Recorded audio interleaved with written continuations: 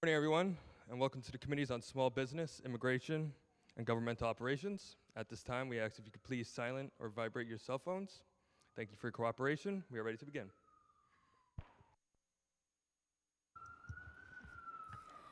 Good morning. I'm Councilmember Sandra Ong, Chair of the Committee on Governmental Operations. I'm thrilled to be conducting today's hearing jointly with the Committees on Immigration and Small Business. I'd like to thank my co-chairs, Councilmember Shahana Hanif and Julie Menon, for all their hard work in putting this hearing together.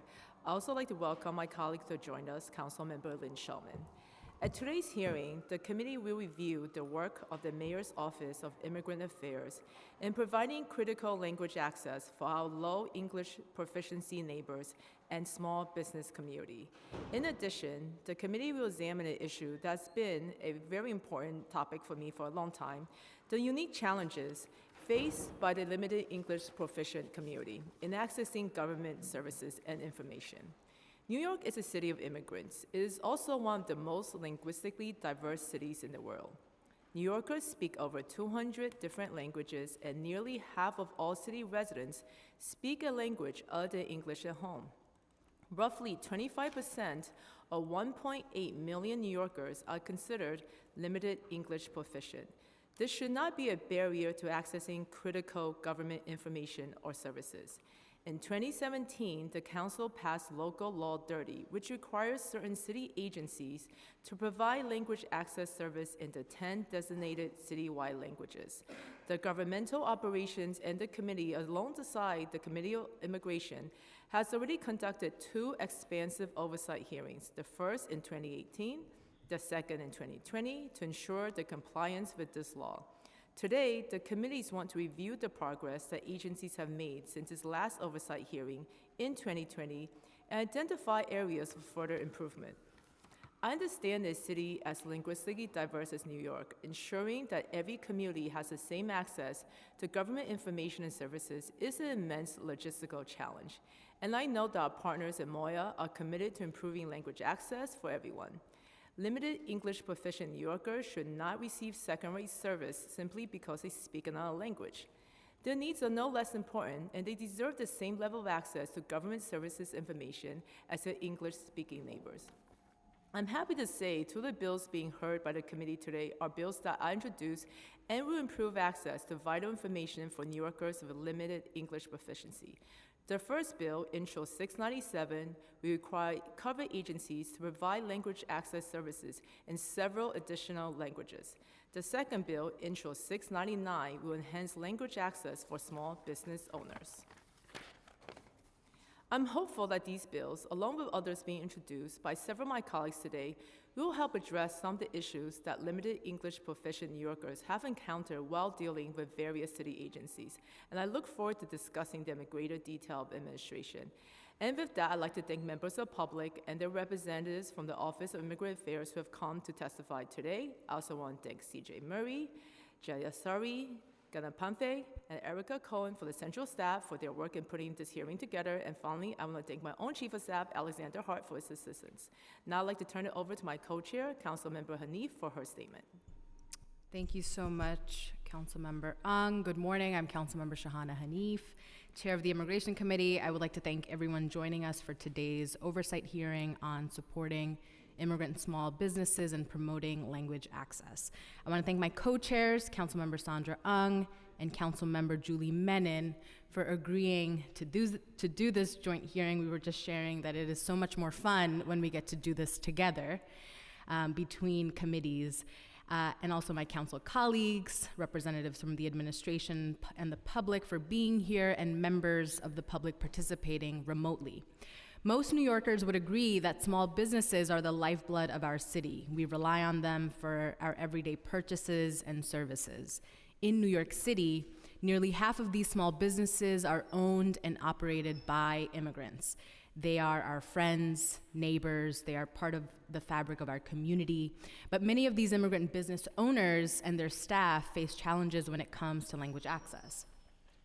While they may be most comfortable using one of the over 200 different languages spoken in this city, until now, for many immigrant small business owners, government services and communications have not been available in their languages. language barriers have made it challenging to communicate with city officials and seamlessly run small businesses. These barriers have contributed to miscommunications about permits, fines, and overall compliance with various city regulations. While our hearing today does focus on alleviating this communication problem for small businesses, it is also important that we zoom out and find solutions that improve the lives of our immigrant communities overall. Improving language access and removing language barriers are larger, overarching goals that we must focus on to ensure our city is a place for immigrants to integrate and flourish. Our 3 committees are working to remedy these language access issues with the bills we are hearing today. In the Committee on Immigration specifically, we are excited to hear a bill I've introduced, Intro 570. This bill would create an Office of Translation and Interpretation within the Mayor's Office of Immigrant Affairs. This office would provide translations and interpretations in the designated citywide languages and identify these services for languages that are not one of the designated citywide languages. Currently, our city agencies outsource most of their language services to out-of-state contractors who produce subpar work at high costs. As a result, many agencies have struggled to comply with Local Law 30, which requires both for documents to be translated in the city's 10 most spoken languages and the provision of interpretation services when needed. During the pandemic, these struggles were all too clear as the city was often unable to communicate essential and time-sensitive information to our immigrant communities regarding the vaccine, safety protocols, and changing policies. By building out our in-house language service infrastructure, we can better ensure compliance with Local Law 30, improve the quality of services, and launch a pipeline for high-quality city jobs for New Yorkers with language skills. Additionally, this arrangement would be more cost-effective for the city, as evidenced by the Independent Budget Office's analysis on the issue initiated by Councilmember Brewer. I also want to highlight that just last month, the state launched a parallel Office of Language Access that will be tasked with completing translation work for state agencies.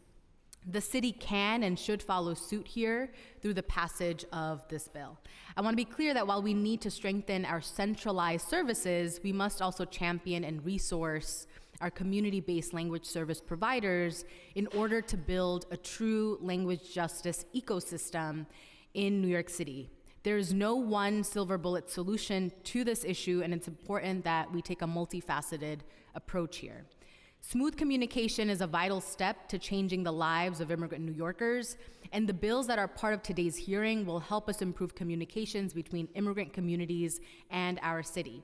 It is my ardent hope that the bills we are hearing today will further shatter language barriers in this city. To that end, I'm eager to hear the administration and public feedback on the proposed legislation. I want to thank the committee staff for their work on this hearing, including both J. Sriganapathy and C.J. Murray, Senior Committee Counsel Erica Cohen, Policy Analyst, and Florentine Cabore, Finance Analyst. I also would like to thank my Chief of Staff, Nora Brickner, Legislative Director Alex Liao, and everyone working in the background to make this important hearing run smoothly. We will now turn to our co-chair, Councilmember Menon, for an opening statement. Thank you so much. Before I begin, I just want to note we've been joined by our colleagues, Councilmember Gail Brewer, Councilmember Marjorie Velasquez.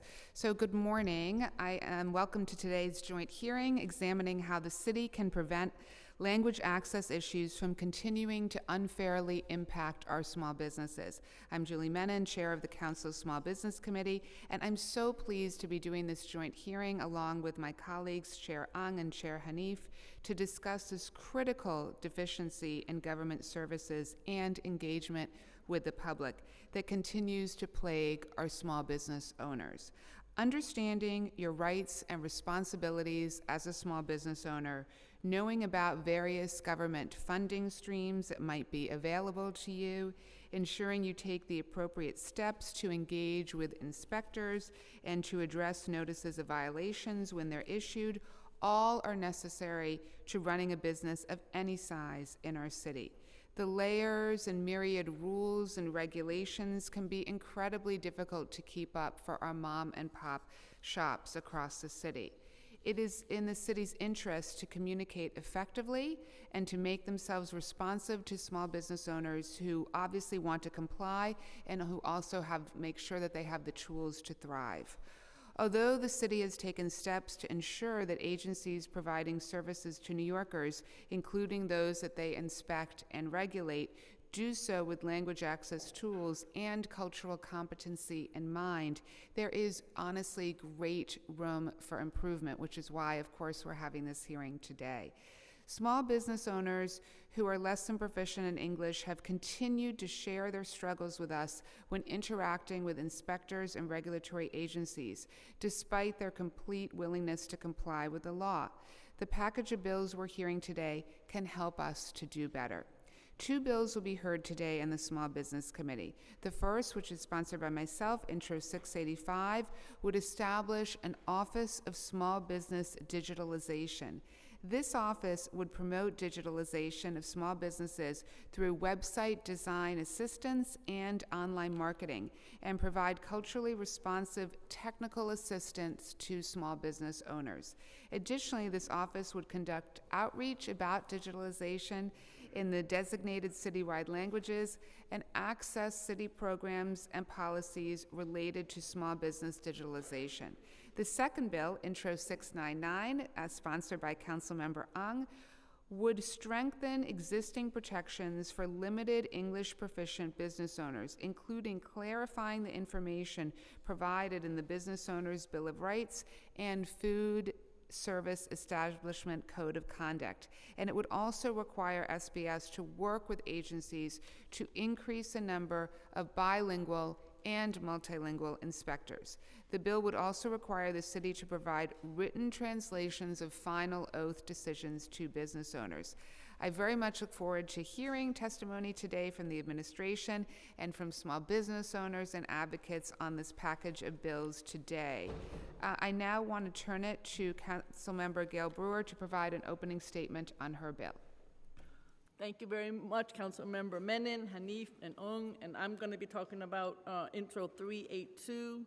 This bill would allow business owners to choose their preferred language for written communications, particularly from the Department of Consumer and Worker Protection and the Department of Health and Mental Health. I think we all know, but certainly the Department of City Planning knows, that 1/2 of all New Yorkers, 3.8 million, speak a language other than English. 25%, 1.8 million people are not English proficient, particularly many of whom are older and running businesses.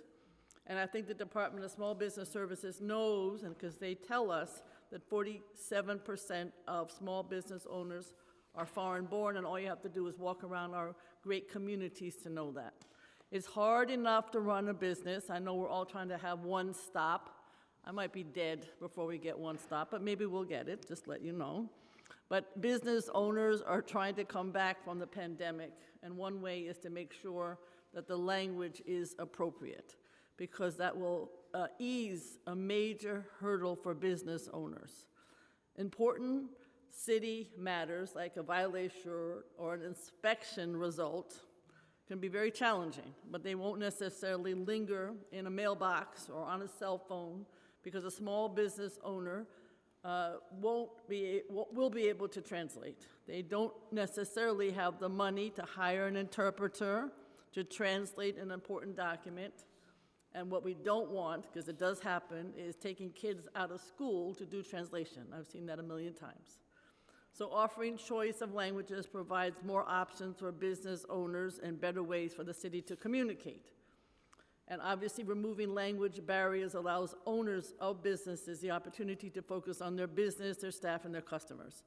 I want to thank everyone, because I do remember with John Liu, when I was in the council before, we started the first language bill. We passed it at the human service agencies in the city of New York, and it's really important to make sure that the language issues are addressed in the private sector. Thank you very much. Thank you, and I also want to note we've been joined by Majority Whip Sylvina Brooks Powers, and now I'm going to turn it over to CJ. Thank you. Thank you, Chair. We'll now hear testimony from the administration. Before we begin, I will administer the affirmation. To all members of the administration who are currently at the panelist table, please raise your right hand. I will read the affirmation once and then call on each of you individually to respond. Do you affirm to tell the truth, the whole truth, and nothing but the truth before this committee and to respond honestly to council member questions? Commissioner Kevin Kim? I do. Commissioner Manuel Castro? I do. Deputy Commissioner Kitty Chan?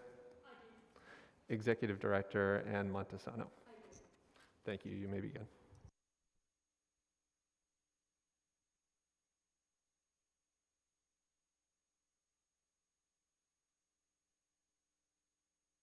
Sorry, I missed that. Good morning, Chair Zong, Menon, and Hanif, and members of the respective committees on governmental operations, small business, and immigration. My name is Kevin Kim. I am the Commissioner for the New York City Department of Small Business Services, or SBS. I am joined today by SBS Deputy Commissioner Kitty Chan to my right, Commissioner Manuel Castro to my left, and Executive Director of Interagency Initiatives and Language Access, Ann Montesano from the Mayor's Office of Immigrant Affairs, or MOIA, as well on this table. We also have Deputy Commissioner Corinne Schiff from the Department of Health and Mental Hygiene. We have Assistant Commissioner Carlos Ortiz from the Department of Consumer and Worker Protection, and Deputy Commissioners John Castelli and Marissa Sanago from the Office of Administrative Trials and Hearings, or OATH. We are pleased to testify today on the city's commitment to supporting immigrant small businesses. At SBS, through the work of our 4 divisions, we aim to unlock economic potential and create economic security for all New Yorkers by connecting them to good jobs, creating stronger businesses, and building vibrant neighborhoods across the 5 boroughs. Our Division of Economic and Financial Opportunity helps the city's MWBEs connect to government contracting opportunities. Our Division of Business Services helps businesses of every size and sector start, operate, and grow in New York City, including through government navigation support. Our Neighborhood Development Division equips community-based partners, including the city's 76 BIDs, with resources to help our commercial corridors thrive. And our Workforce Development Division works to increase access to quality training and jobs for all New Yorkers. From day one, Mayor Adams has put equity at the center of our economic recovery strategy. It is at the heart of our mission and work at SBS. The Mayor's Rebuild, Renew, Reinvent Blueprint for Economic Recovery, released in March, sets forth 70 initiatives to supercharge our economic comeback with a meaningful focus on small businesses, particularly those led by BIPOC and immigrant entrepreneurs. We have already made great progress. New York City's private sector has added nearly 160,000 jobs since December 21. We have regained nearly 820,000 of the 946,000 private sector jobs lost during the height of the pandemic. New shops and restaurants emerge every day in the place of vacant spaces. EDC estimates that in Q1 of 2022, approximately 11,850 new businesses were started in the city, an acceleration over previous quarters. Tourism and retail spending are also returning to pre-pandemic levels, and nightlife is surging. Over my 9 months as commissioner, I have met with hundreds of small business owners in dozens of neighborhoods across the 5 boroughs, from Kensington and Brooklyn to downtown Flushing and Queens to Wakefield and the Bronx.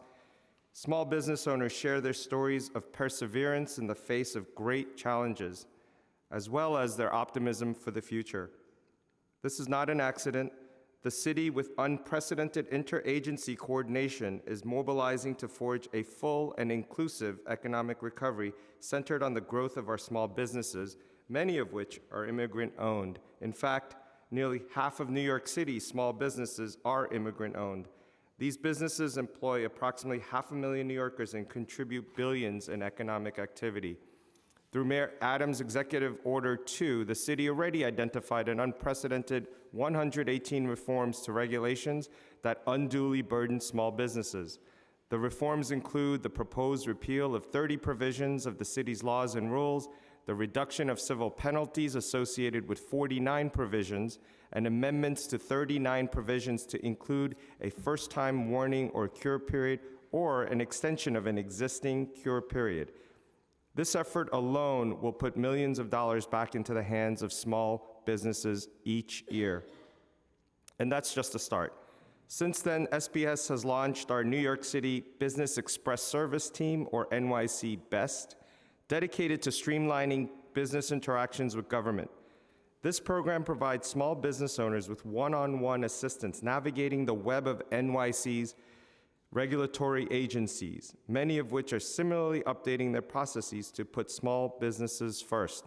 At the same time, we are working closely with the Office of Technology and Innovation to overhaul the New York City Business Portal to develop a modern platform that leads small businesses through seamless city government interactions, including filing permits, inspections, and fees and fine payments.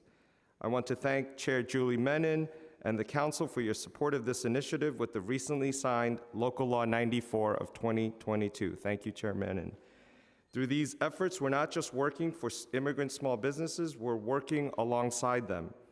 Last month, we launched our Small Business Advisory Commission, comprised of a diverse group of small business owners and community-based organizations that will advise the mayor on matters impacting small business owners now and in the future. This commission truly represents the diversity of our small business community by borough, by size, years of operation, and industry. It includes many immigrant business owners and associations representing immigrant communities, from the National Supermarkets Association to the New York Laundromat Business Association to the Street Vendors Project. Together, we will continue the work of EO2 to cut red tape, improve business services and programming, and promote an equitable, broad-based recovery. We also know that strengthening our commercial corridors in neighborhoods hit hardest by the pandemic, including immigrant communities, is an important tool to speed up economic recovery. At SBS, we have made critical investments to revitalize the hardest hit neighborhoods by awarding $800,000 in first-ever grants to bolster the formation of new bids. These grants will go to early-stage bid exploration, organizing, and planning, as well as late-stage bid formation in communities such as Washington Heights in Manhattan and Mott Haven in the Bronx. 3 weeks ago, SBS launched a first-of-its-kind program to support smaller bids as well, many of which are located in low to moderate income and immigrant communities, with over $3 million in grant funding. I want to again thank Chair Julie Menin for her advocacy and support of these programs. By supporting the creation of new bids and giving a boost to small bids, the city is investing in the quality of life and business traffic in these areas for years to come. Many immigrant small businesses are also certified MWBEs, and at SBS, we are using every tool in the box to create and expand economic opportunities for these businesses.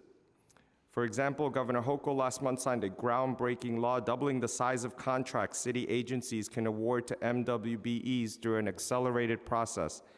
This legislation, which the city pushed aggressively for, will make it easier than ever for city agencies to work with MWBEs.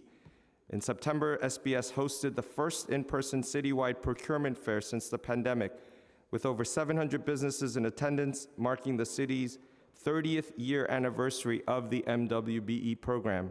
We also announced that this year, the city will surpass its One NYC goals of committing $25 billion to MWBEs 3 years ahead of schedule. In total, city agencies and authorities awarded $6.5 billion in contracts for MWBEs in fiscal year 22, a more than 55% increase from fiscal year 21. In addition, over 1,600 individual MWBEs were awarded a city contract last year, up 13% from fiscal year 21. Meanwhile, SBS continues to prioritize language access across all our free programming. Over the course of the pandemic, we translated more than 70 critical documents in up to 17 languages each. We also launched the SBS hotline, 1-888-SBS-4-NYC, which in fiscal year 21 and fiscal year 22 served over 1,100 calls in languages other than English. We partnered with Moya on webinars to ensure we were reaching a diverse group of immigrant communities. We also engaged closely with community partners with deep ties to immigrant communities. For example, our popular commercial lease assistance program works with 10 community-based organizations to ensure diverse communities are aware of our services. In addition, our Capital Access Unit, which helps businesses connect to financing opportunities, grow by connecting them to capital programs, works closely with more than a dozen community development financial institutions, or CDFIs, with experience lending to immigrant communities. Our compliance advisor experts are out in the field every day, working with small businesses to adhere to city rules and regulations so they are not penalized in an inspection. They provide free on-site consultations in language, in Spanish, Haitian Creole, Russian, 3 dialects of Chinese, and Korean. We know that proactive outreach to historically underserved communities is paramount, and that's why since January 2022, SBS's community outreach team has reached more than 6,000 businesses directly in their neighborhoods, meeting them where they are. We have focused outreach to immigrant and ethnic minority communities, including the Yemeni community, Dominican community, and the Bangladeshi community, to name a few. Through small business roundtables to corridor tours with our elected leader partners, to organizing interagency resource fairs across all 5 boroughs over 5 days during National Small Business Week, we reached new businesses and brought our services into communities that were not as well aware of SBS previously. It has been truly gratifying to hear from communities their appreciation for the administration to bring these services to their neighborhoods for the first time. Lastly, to deepen our connection with large immigrant communities, SBS formed the Asian American Small Business Task Force last year with more than 40 partnering organizations that serve the Asian business community, and we are in the process of launching a Latino American Small Business Task Force. These task forces bring immigrant communities to the table on a regular basis so we can co-develop strategies to address the unique challenges they face. These are just some of the services that we provide businesses, including immigrant-owned small businesses, to help them launch, grow, and thrive. I would like to now turn to the proposed legislation that directly impacts SBS, Introduction 685 and 699. Intro 685 would establish an Office of Small Business Digitalization to coordinate and facilitate the digitalization of small businesses in New York City. At SBS, we know that businesses that had digital capacity for online sales and marketing weathered the pandemic better than those that did not. But not all businesses have the resources to make that digital transition. Therefore, SBS offers a free 6-module digital marketing series with classes in digital marketing, website creation, and search engine optimization. Additionally, SBS co-developed a 15-hour course with SUNY Buffalo and FIT to help businesses launch online. Our Women Entrepreneurs NYC initiative connects women entrepreneurs with women mentors who teach classes on helping businesses go digital, and these mentors offer one-on-one support on We NYC enrollees. Several of our bids have also determined that digitalization is a priority in their corridors and have used SBS funds to support businesses to get online. In whole, we support Intro 685's intention to support businesses to transition online, and we will continue to provide resources for small businesses to do this. Turning to Intro 699. Intro 699 sets forth many important initiatives related to language access. SBS supports efforts to ensure business owners receive information that help them better understand and comply with rules and regulations, and thus preserve public health and safety while at the same time avoiding fines and violations. We want all businesses to operate successfully and in compliance, and our sister agencies encourage bi- and multilingual applicants for city agency inspector positions and the use of language line to facilitate communication whenever beneficial. Section 4 of this bill would require SBS to coordinate with our partner regulatory agencies to increase the number of bilingual inspectors.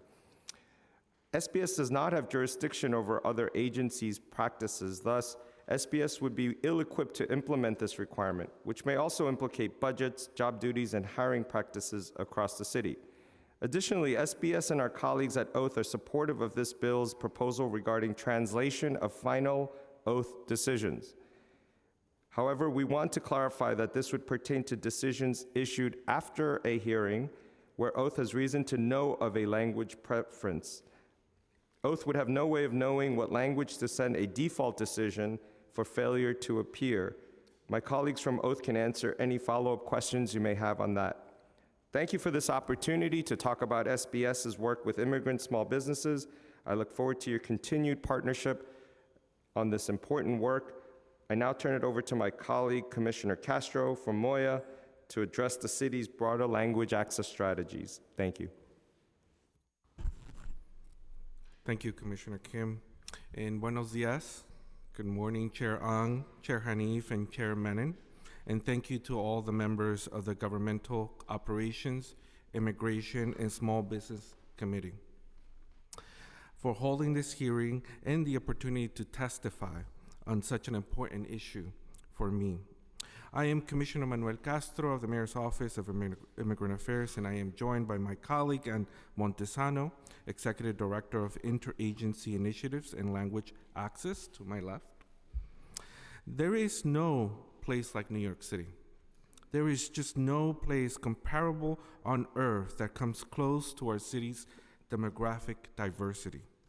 And this is true for the immigrant entrepreneurs that come from around the world to pursue their American dream in our city. In fact, we can say immigrants are the heart of our local economy, as they own nearly half of New York City's businesses and contribute more than $195 billion to the city's gross domestic product. First, I'd like to speak to language diversity in New York City and Moya's role in advancing language access. The demographic diversity of entrepreneurs also reflect the diversity in the languages they speak. More than 200 languages are spoken by residents from the 5 boroughs.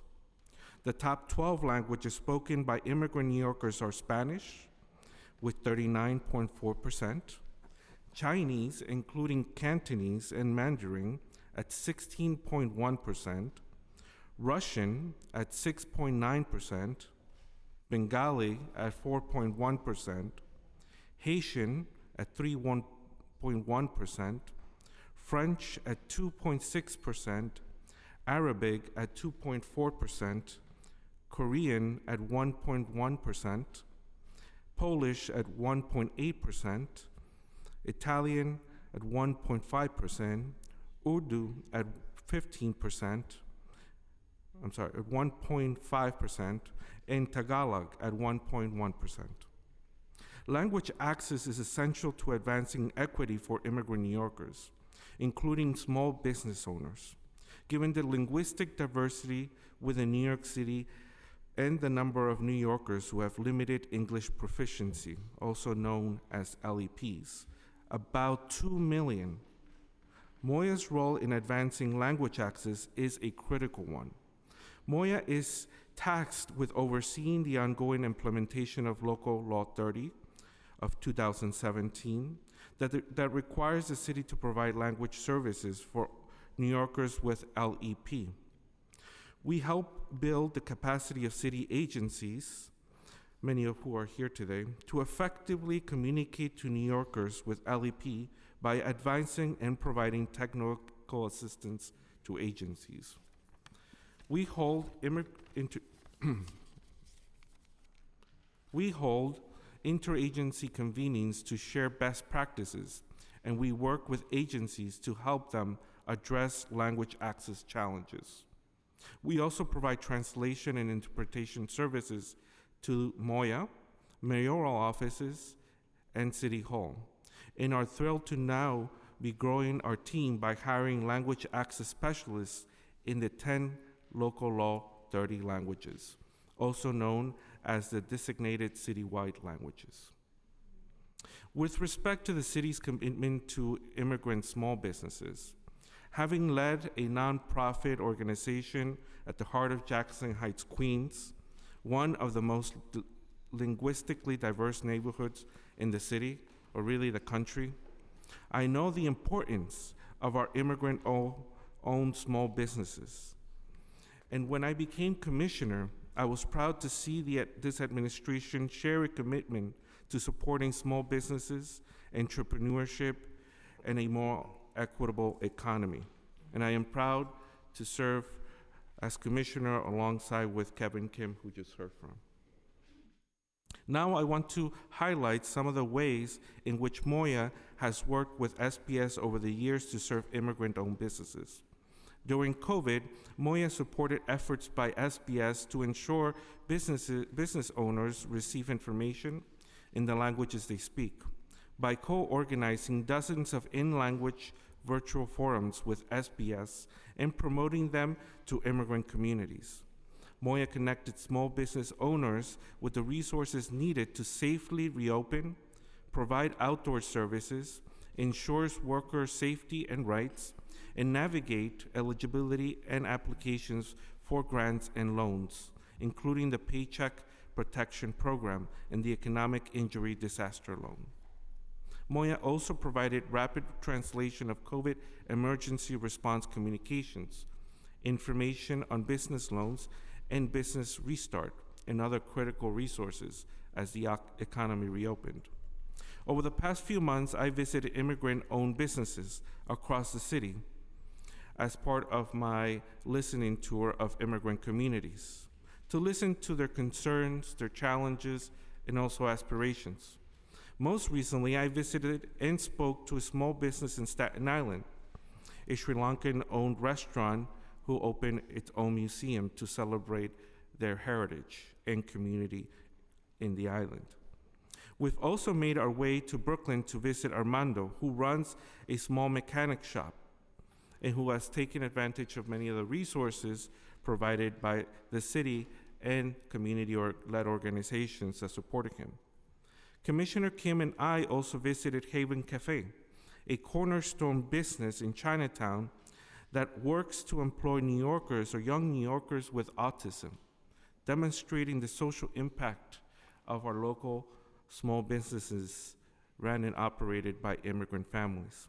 Finally, we both had the honor to share our experience and help launch the new space for La Coalición Mexicana, also known as the Mexican Coalition, a Mexican community-based organization in the South Bronx dedicated to helping immigrant entrepreneurs.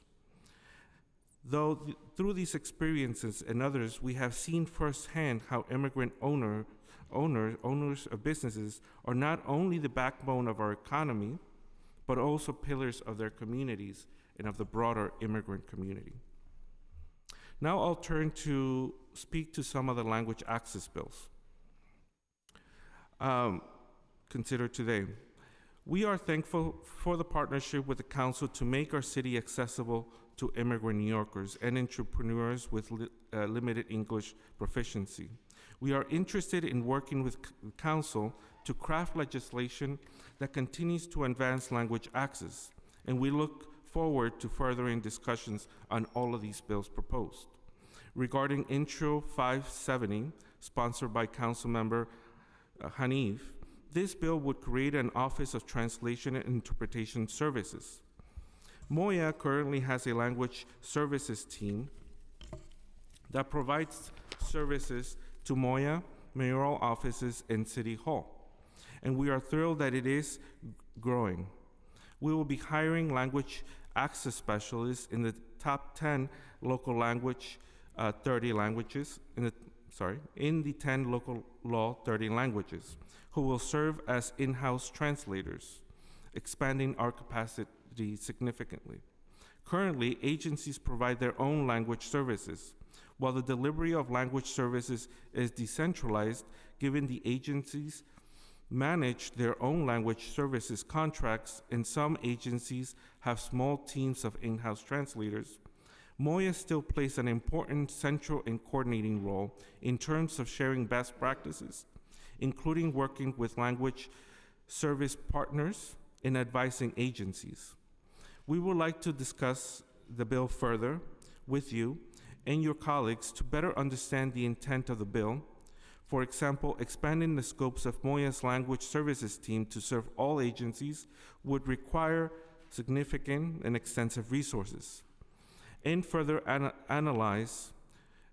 analysis would be needed to determine how to best serve various agencies with different needs.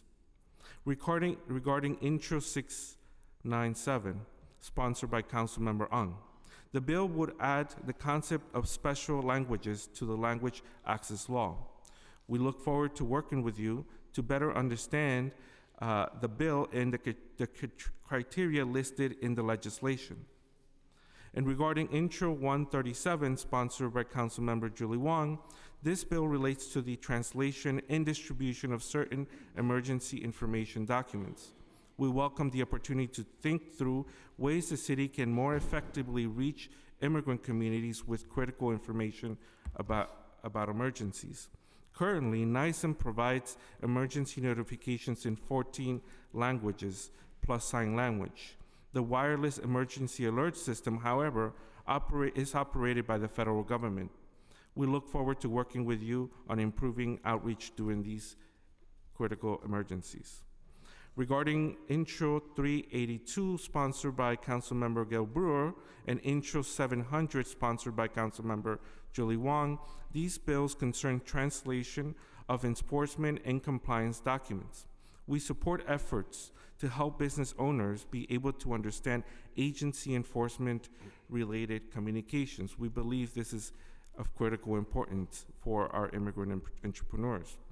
However, there are questions about the intended scope of these bills, both in terms of the languages meant to be covered and the types of documents and materials meant to be translated.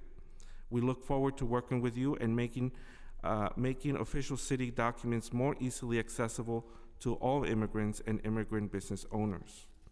Finally, I want to sincerely thank you for your commitment to language access and immigrant small business owners, and welcome the opportunity to collaborate on all these bills and into the future, and moving language justice forward in New York City.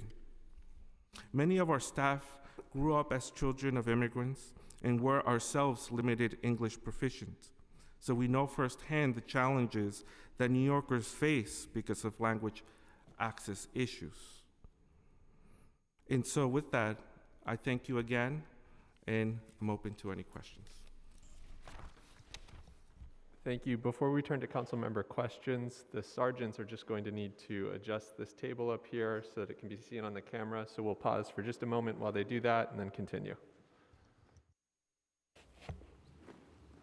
In the meantime, I just want to recognize we've been joined by Councilmember Darlene Mealy.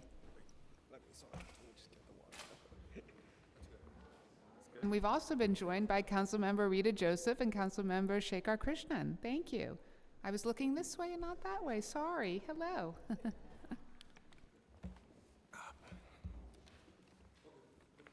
good to get up. Good job.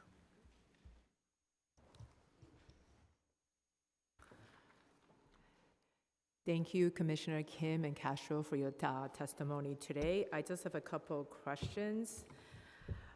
First, how does the city agencies utilize multilingual staff to assist with inspections and enforcement actions?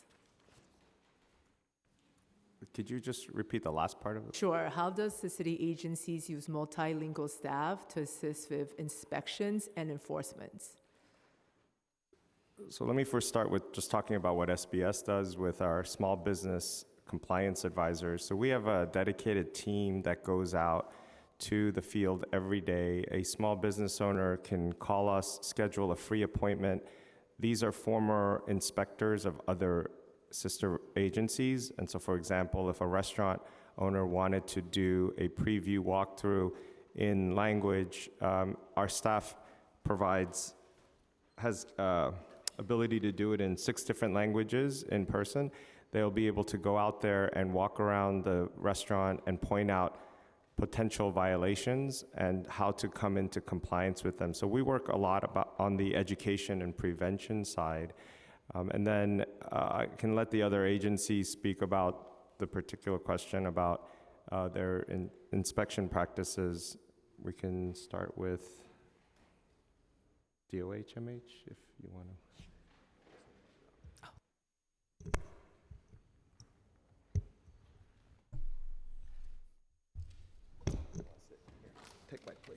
And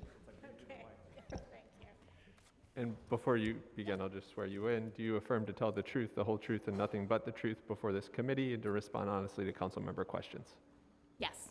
Thank you.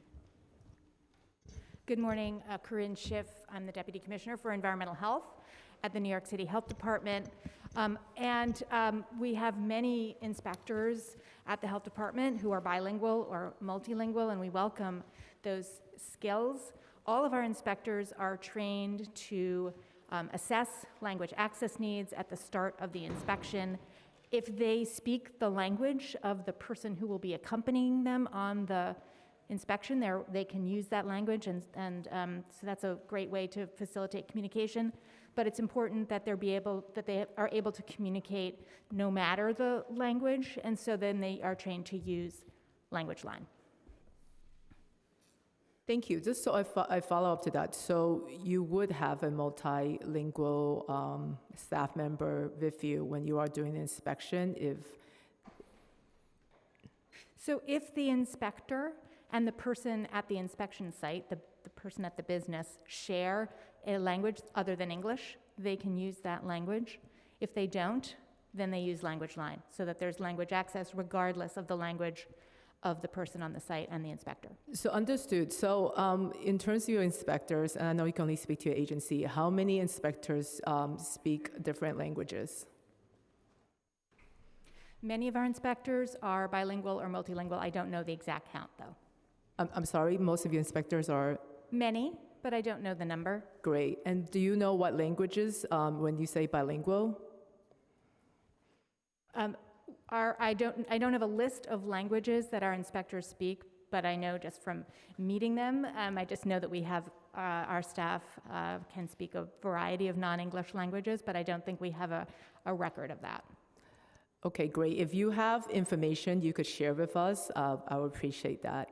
So if the inspector does not speak the language, then we're going to use language line. Can you walk us through how a language line is being used during inspection? Sure. So our inspectors are trained to assess language access at the very start of the inspection. They all carry a card with them that on the back has 20 languages other than English. And so the person that will accompany the inspector around the inspection can point to one of those languages to indicate which language is their preference. If it's not one of these languages, then we work with Language Line to determine which language is appropriate for the inspection. And we use Language Line all the time.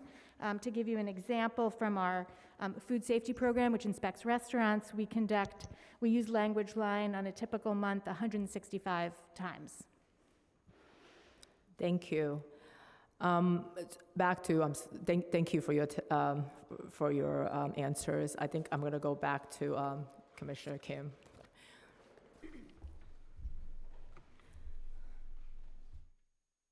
I do appreciate the testimony about Intro 699, that it would be difficult for SBS to coordinate with the partner agencies to increase the number of bilingual inspectors.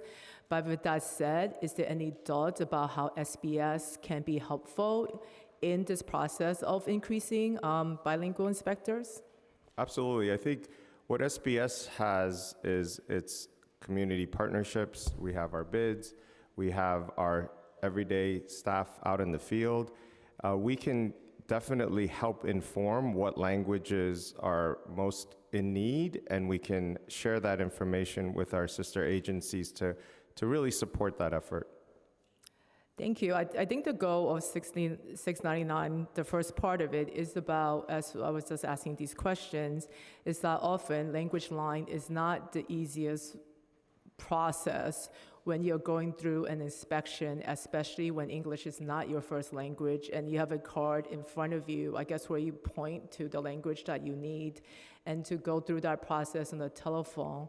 So any way that SBS can be helpful in this process, I think that would be great.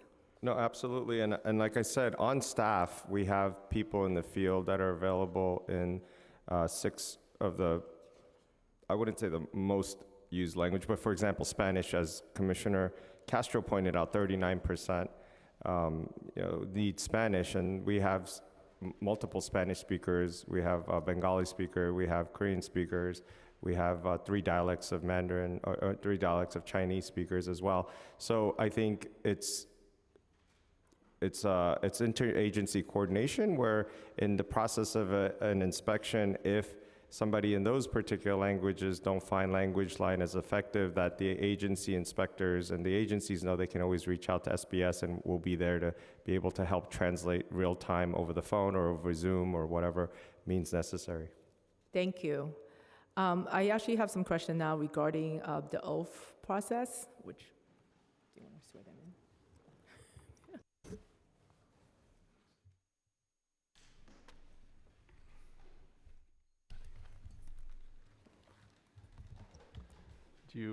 Do you affirm to tell the truth, the whole truth, and nothing but the truth before this committee, and to respond honestly to council member questions?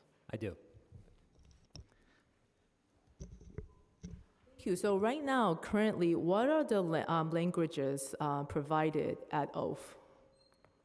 Well, we have translation up to 250 languages that we have been using translation services now, third-party translation services, professional translation services now for more than 15 years. And we have approximately 20,000 translations are conducted each year at oath through our third-party professional translation service.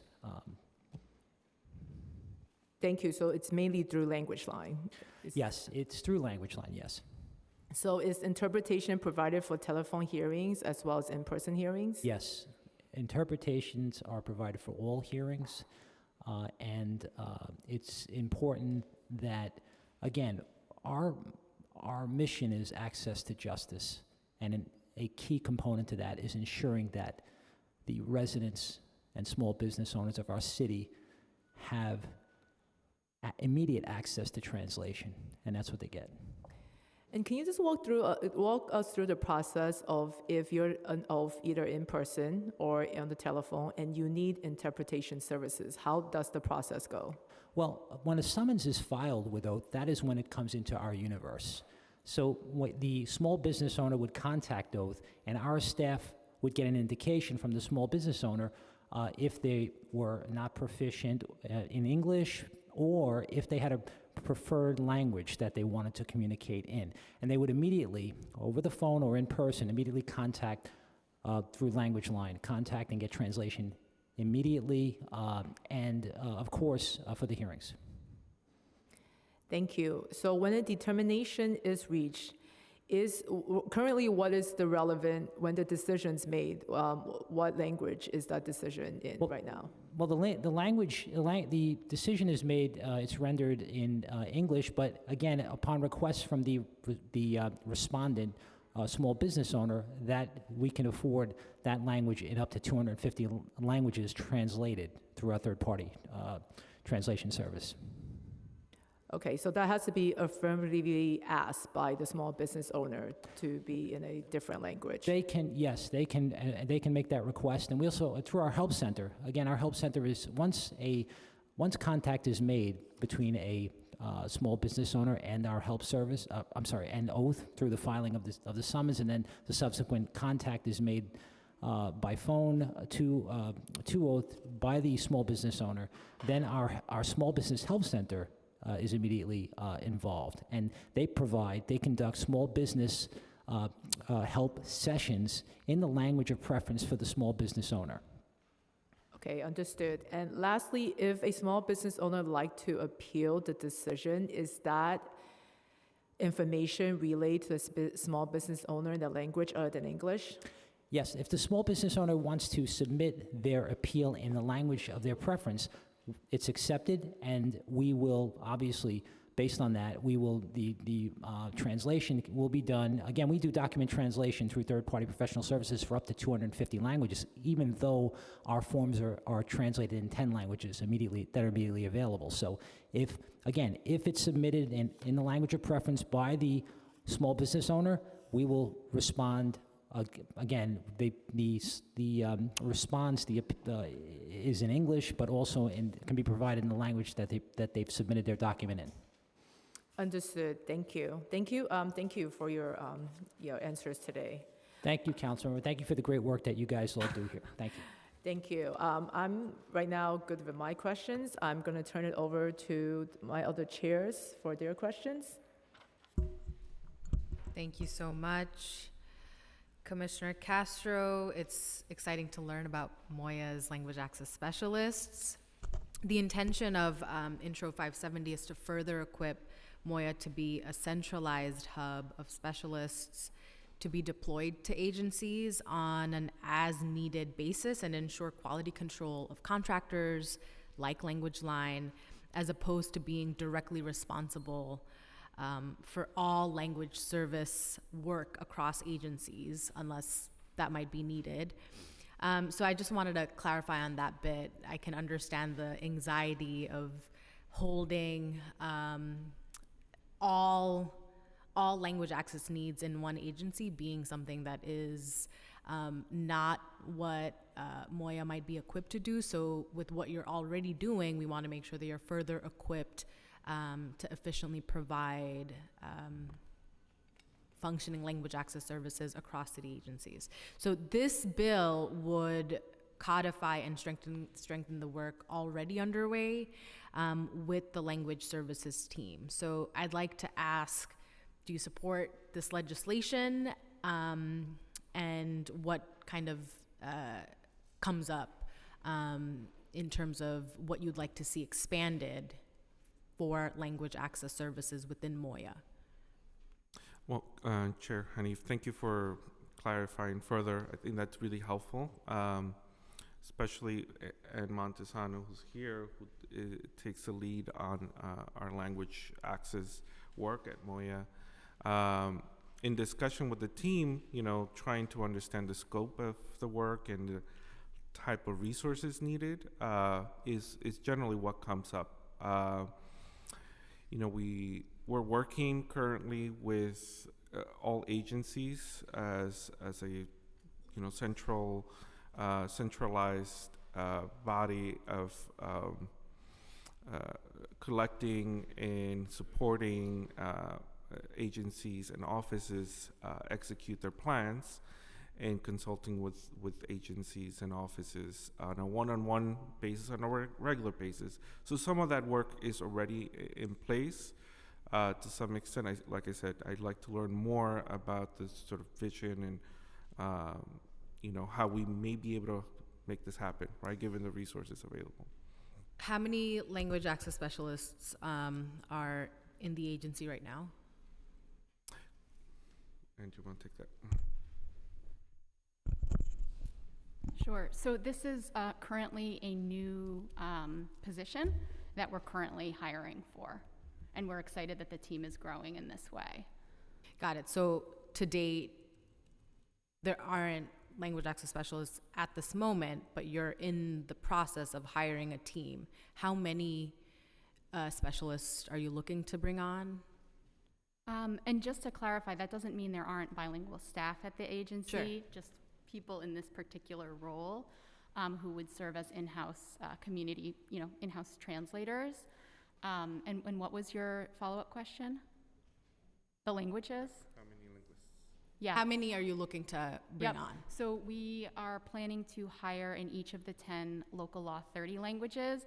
That doesn't mean, however, that that's the only languages that we'll be able to provide services in. We've been providing services in many languages for many years to Moya mayoral offices and City Hall. And we've done that with the use of, language services providers, because given the sheer diversity of languages in New York City, we need to be able to work with providers that can provide the vast range of languages that New Yorkers speak. So currently, as it's set up in the agency, bilingual staff kind of do the oversight work. Could you just describe what bilingual staff role is as opposed to the language access specialists? So our bilingual staff do many different things. They are doing multilingual outreach. They are handling calls on the Moya hotline for constituent services. And then we also have a language access team that is this sort of central coordinating entity. And the language access team really serves as in-house advisors to other agencies on Local Law 30 implementation, on language access, as the commissioner said, sharing best practices, advising agencies, and that is the team that's growing, and that would house the language access specialists. Got it. So the language access team right now, how big is that? Well, we're growing to, you know, we're hiring these 10 language access specialists. We're planning to hire an additional staff to help expand the capacity of agencies to provide language access. And then once the language access specialists are onboarded, and you mentioned 10, will they continue to work in coordination with the bilingual staff, or are the kind of work scope be separated? Yeah, so the work scope is, I mean, of course they'll be coordinating across all of Moya, but their job will be to translate materials that come in from Moya, mayoral offices, City Hall. We think it's important to have this in-house team so that we can be more responsive to translation requests and to the urgent translation requests that come in. This is, you know, a huge lesson learned from COVID, as well as reviewing materials, but also, you know, piloting best practices and sharing out those practices with other agencies. And so being this, again, these in-house advisors to really ensure that agencies have the resources they need and are sharing best practices with agencies. Yeah, just to clarify a bit, the role of the language access team at Moya has traditionally served that of providing technical assistance and support to other offices and agencies.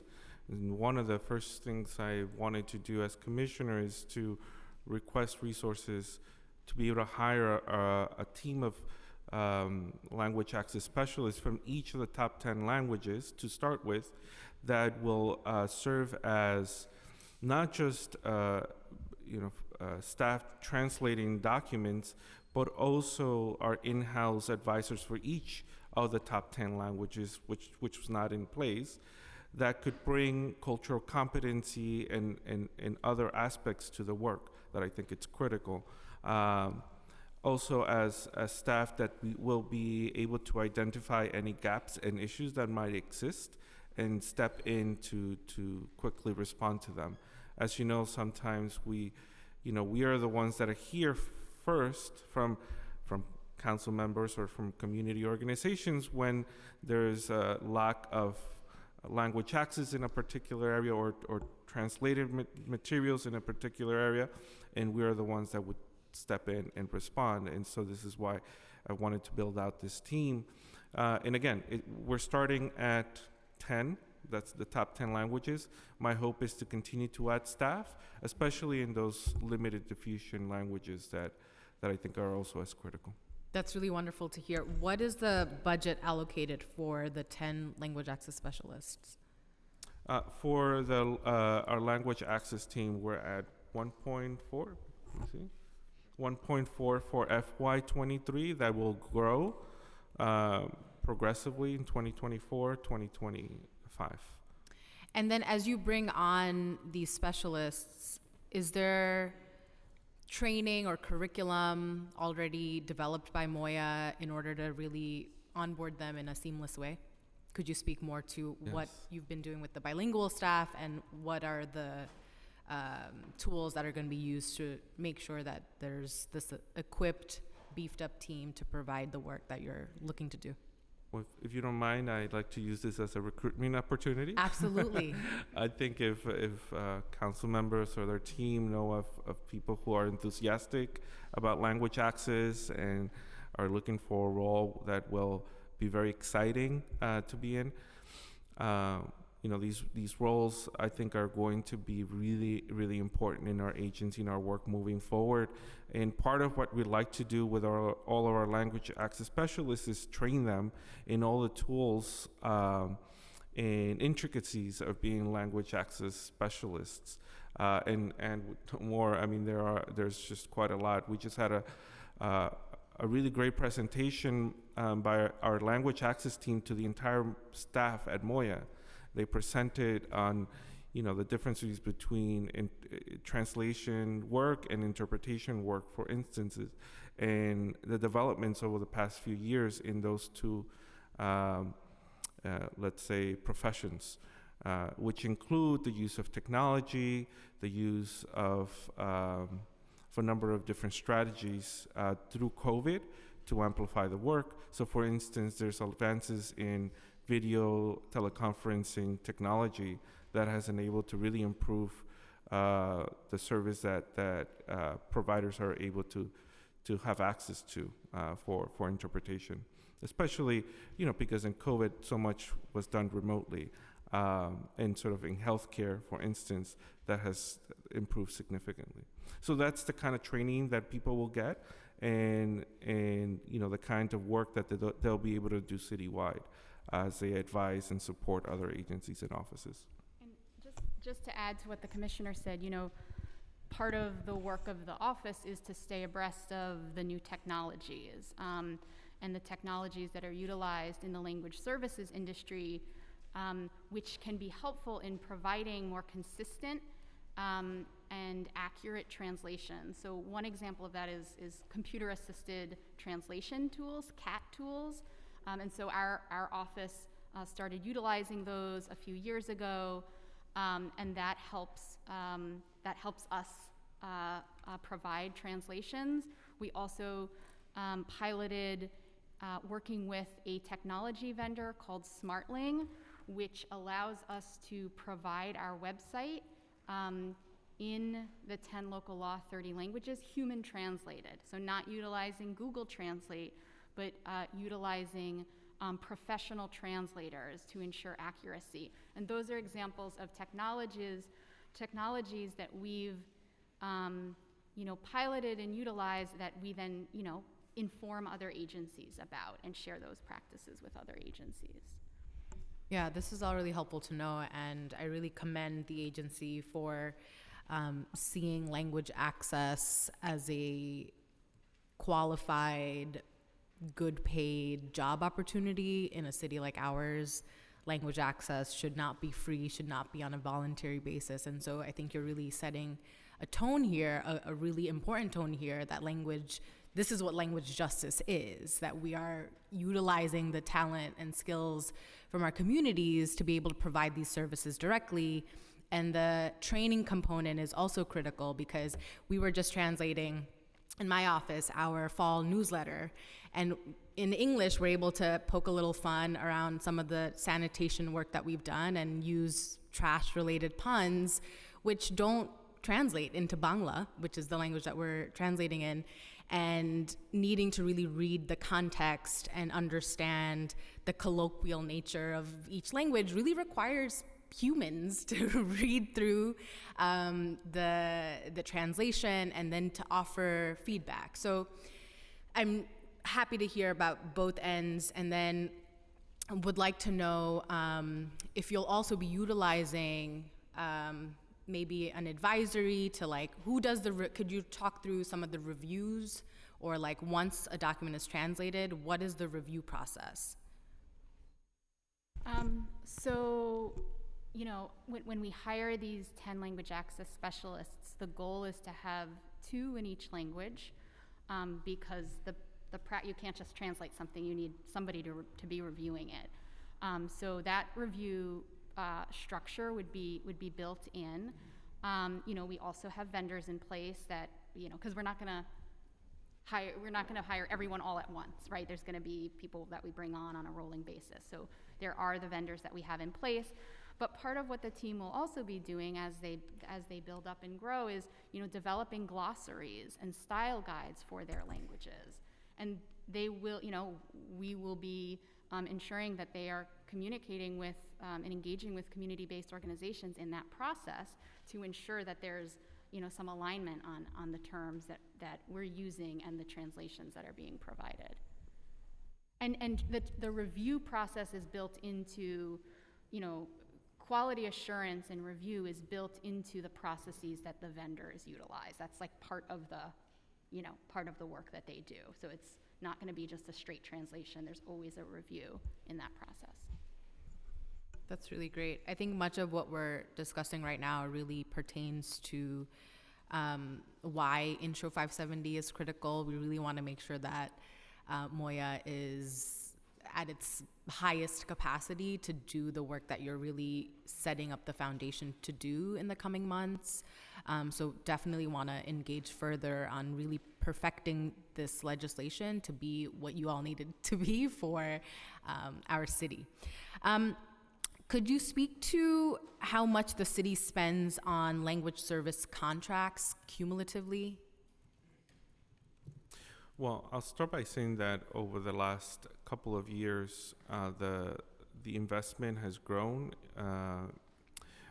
Let me see if I can think off the top of my head that the DCAS expenditure on language access contracts, where we went from 5.9 million in 2016, fiscal year 2016, to over 10 million in fiscal year 2022, which gives you a sense of how that's grown, but most importantly that agencies and offices have tapped into the resources that we have available for language access, and that will certainly continue to grow as more and more agencies continue to use those tools available for them.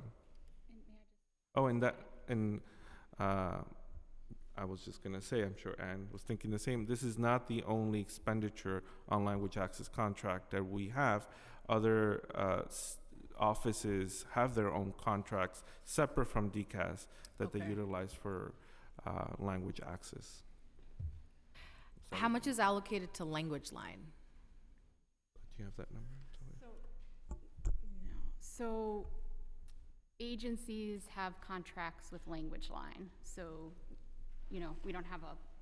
So it differs agency to agency. It differs by agency based on their needs. So what about for Moya? We'd have to get back to you on that number specifically. Okay. And then what quality control measures does Moya or other agencies do to ensure the accuracy of services provided by contractors?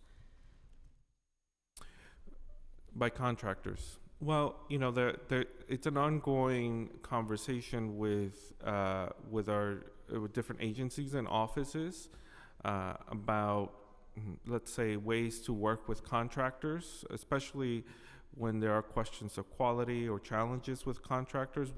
They're ready to advise and support as they enter contracts and work with contractors.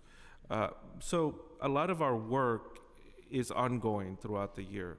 So that's what Moya has traditionally done, the sort of one-on-one kind of navigation work with agencies and offices. Of course, the plan that I described now looks to expand that kind of work. And the importance, taking it back to having staff that are able to take a second look, is critical, right? We need to have staff that are able to take a second look and say whether materials that are translated are effective, right, and are culturally competent. Do you want to add more? Not too much to add to what the commissioner said. We've, over the years had, we convene agency language access coordinators to share practices. So we've convened agency coordinators in the language access coordinators in the past to, to advise them on how to work with language services providers to ensure quality. We've recommended strategies to improve quality, such as having a third-party reviewer, such as creating glossaries to improve the quality of translation. So it's part of our work to advise agencies. I'm going to ask some questions about Local Law 30 in a bit, but I'm going to just wrap up with Intro 570. What is the optimal number of language access specialists? You're starting off with 10. How would you like for this team to grow? How many language access specialists would Moya need to feel really confident with the work that you're doing? Well, it depends really on the tasks that they would be engaged in. I mean, I was reviewing the kind of work and the scope of work that other agencies engaged in, and just ACS alone had 9,000 instances of language access, in-person language access work. There's one agency alone in the fiscal year. In DOE, for instance, has a team of 40 linguists on staff. So, again, it varies per agency depending on the work they do, of course.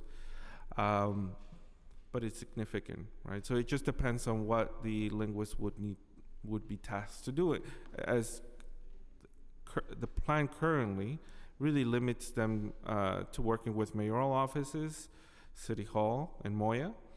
And beyond that, we're ready to advise and support other agencies, but wouldn't take on their work.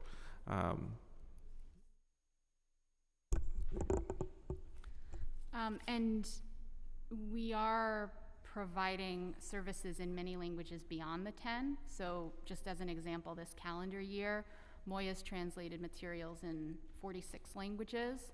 So, having these language access specialists in-house will be critical, but it's not going to limit the number of languages that we're providing services in. Sure, that's good to know. Yeah, meaning, unless we hire folks from all of these 50 languages or 200, we'll continue to use other tools, let's say. But we're committed to limited deficient languages, or languages of limited diffusion. Yeah, no, thank you. This is really good to know, and I'm excited to be more collaborative about Intro 570 and learn a little bit more about the other agencies. It is very unique that, DOE has 40 or more linguists, and each agency sort of has their own protocol. So I'll dig in a little bit deeper about that when I come to Local Law 30 compliance, but I'd like to pass it to Councilmember Menon for her questions. Oh, thank you so much. Before I begin, I want to recognize we've been joined by Councilmember Lincoln Ressler and Councilmember Julie Wan, and I'm going to turn it over to Councilmember Wan to talk about her two bills for an opening statement. Good morning. Thank you so much, Chair Menon, Chair Ung, and Chair Hanif. Today we are hearing about two bills that I've introduced that will expand language access for vulnerable populations and small businesses. We know how difficult COVID-19 has been, especially for those who have lower English proficiency and it is their second language. The state and federal government sometimes produces critical materials in English, only English, or a limited number of languages. And the community-based organizations are unable to adequately serve these residents without access to timely translations as well as funding. Intro 137 would expand the city's language access law to cover emergency materials from the state and federal government, and many immigrant businesses struggle with high costs from fines, tickets, permits, yet resources are not available in their language. And I'm speaking from a firsthand experience, as my father-in-law runs a restaurant, and it has been extremely difficult with lower language competence as well as cultural competence, for example, kimchi, when a lot of fines could be made because people are unaware that that's supposed to be fermented, that it is supposed to have a peculiar smell, as well as an acquired taste. And we want to make sure that people are able to communicate and justify why certain things are kept a certain way or is maintained a certain way without having a language barrier, in addition to the cultural competence barrier that makes it even more difficult to jump through the hoops of the fines that make it hard to be a business owner in New York City. So Intro 700 would require agencies to translate written materials that the agency distributes when enforcing the city laws or carrying out compliance actions, so that people who cannot afford to have lawyers as well as translators are not overburdened, so that they can continue to create and diversify the businesses that we have, especially the small businesses, so that our city continues to be what it is today. Thank you so much. Thank you. Wonderful, thank you. So first of all, thank you to the administration for the testimony today. I have a couple questions directed to Commissioner Kim. A few things. So first of all, as you know, earlier last month, the council passed my one-stop shop bill, which the mayor signed. And that bill requires that the information be presented in the citywide designated languages. So I wanted to ask specifically what information on that site will be in the citywide designated languages. Will all the information? Thank you, Chair Menon, for the question. As you know, the OTI is handling the actual development of the software. We, of course, know the importance of every New Yorker getting the information that's going to be on this portal. The point of the portal is so that everybody can get on there and then easily navigate through the city agencies and in one stop, and that's what your bill proposed, and that's what has been signed into law. So we're really excited about that. We know that there's a requirement by law that you're going to have to make sure that all the information on there is available to all New Yorkers, and so that's what we expect, but I do defer to OTI right now because they're in the process of doing it.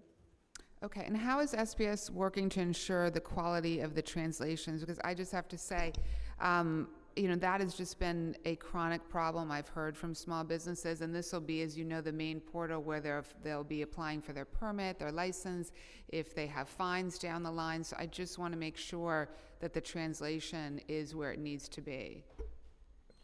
I think that's an excellent point. As Councilmember Hanif had also mentioned, sometimes the colloquial parts of languages is challenging. My parents were immigrant small business owners who didn't speak English very well and know exactly what she's talking about. When you translate some words from Korean to English and English to Korean, they don't translate very directly. And so, of course, what we do at our agency, and because we have I think we're not special amongst all the city agencies, but we do have such a diverse group of staff members who are also multilingual. And what we often do with all of our material is when they get translated, we have staff members also look at it, multiple eyes on the same document. I think it's important to make sure that you do have more than one person take a look at it to make sure that what you are actually trying to translate is getting across to the people you're trying to get across. And so we know that everything that we do, even though the city agencies, the city, I think the city council, we all use Google Translate to translate some of the other documents. At SBS, we do take that next step to have actual people review those documents. And what about for small businesses who are not proficient in one of the citywide languages? How are they going to access this portal in terms of applying for their permit, their licenses, and fines? Yeah, I think currently the language line is where people are using as their kind of turn to. When they come to SBS Hotline, of course, we have many of the top languages covered in-house.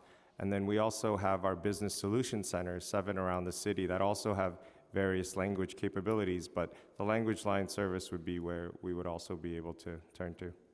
When language line is not accurate, I know Chair Ung talked a little bit about inspections, but when the information is not accurate, what is the liability, if any, to the small business owner for a fine or a violation? Are they absolved of it if the information is inaccurate? That's a very good question. I think I'll have to get back to you on that. I'm not exactly sure what happens on the liability side of things. Okay, if you could please get back to the committee on that, that would be helpful. I want to get back to Google Translate because I'm curious what kind of feedback the agency has received on Google Translate. I mean, my office has, and in my prior roles in government, I just heard so much negative feedback about this, and as Chair Hanif has talked about. So what else can be done, to improve this situation? Because Google Translate, we know, is rife with problems. So I just want to understand sort of where the agency is on that. I think it also depends on the language. Like I said, our SBS compliance advisors cover 6 of the top languages. And so when we, for example, went out to do an event with the New York Japanese Restaurant Association, they're an organization that had never previously engaged with SBS or had limited interaction.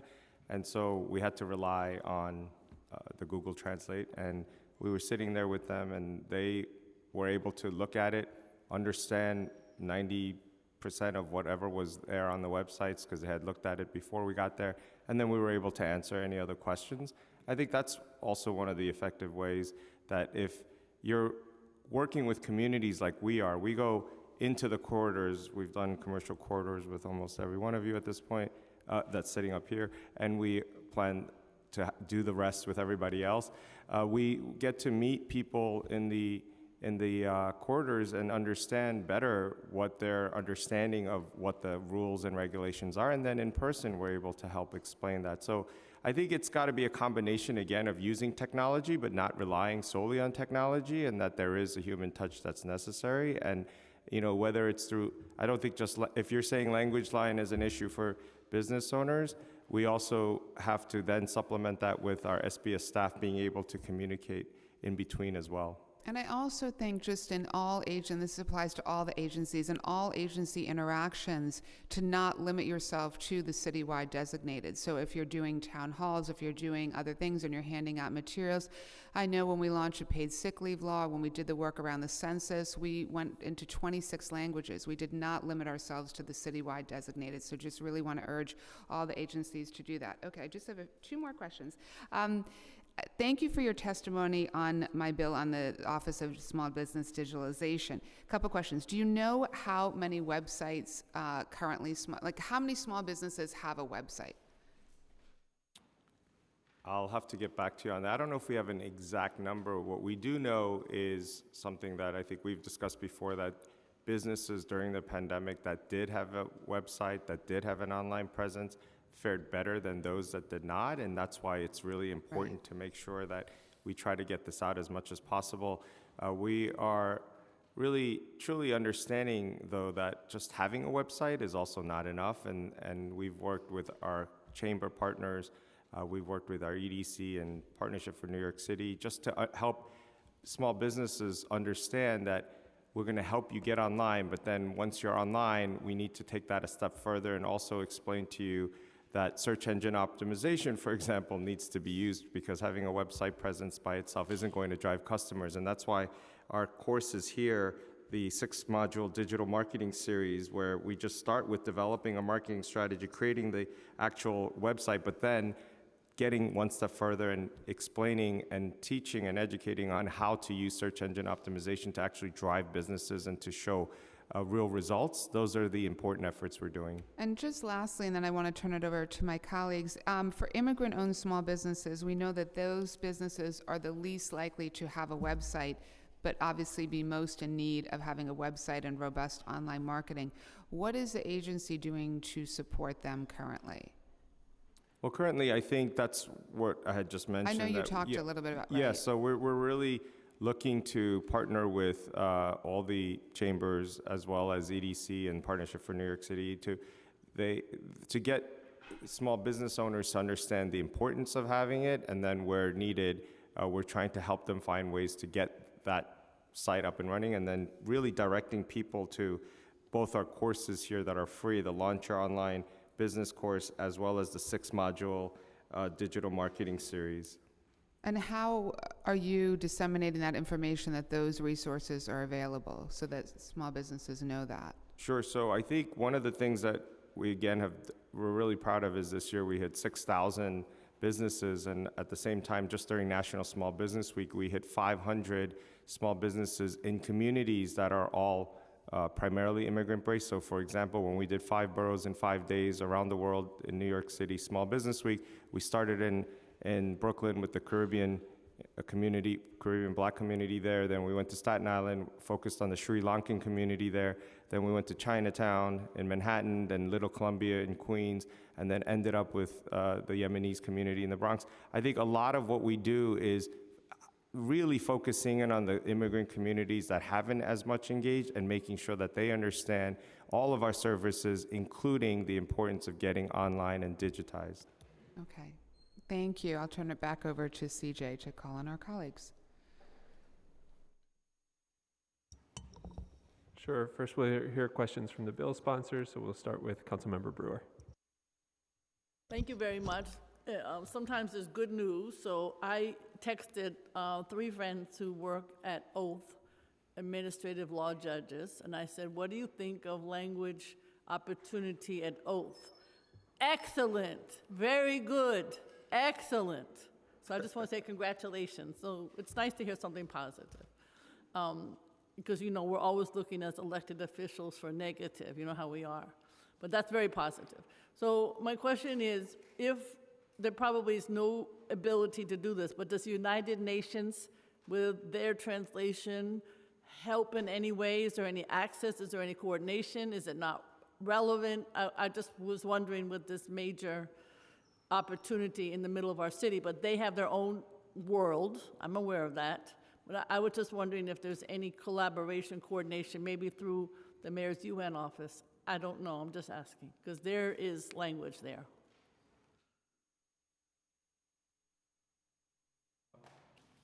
Thank you for the question, Councilmember. I don't know if there is any collaboration, but they probably use some of the same vendors we use because They do. yes, So- because of you know, it's large scale, you know, interpretation work that they probably need. Yeah. So is that something that you could look at to see if there's any possibility? I mean, it does seem to me that we need the translation. They have it in some cases. Maybe we can't access it, but I just want to know if there's, I mean, they have 116 consul generals and 196 languages and people there. So I just didn't know if there's something to look at, right? Okay, because you do have a United Nations office. I assume you know that. Okay. The other thing I want to know is, with the PEGs taking place, we don't know yet where, when, how much. We don't have that information. But are you still able to continue hiring, I guess, under new needs? Because you said 1.4 for Moya. So I was just wondering if that's still possible despite the PEG issue. So yes, all agencies have been asked to look for savings. As far I'm aware as of that, yes. yeah, as far as I know, that this is not impacting our language access program and needs. So currently, we're fine. Okay.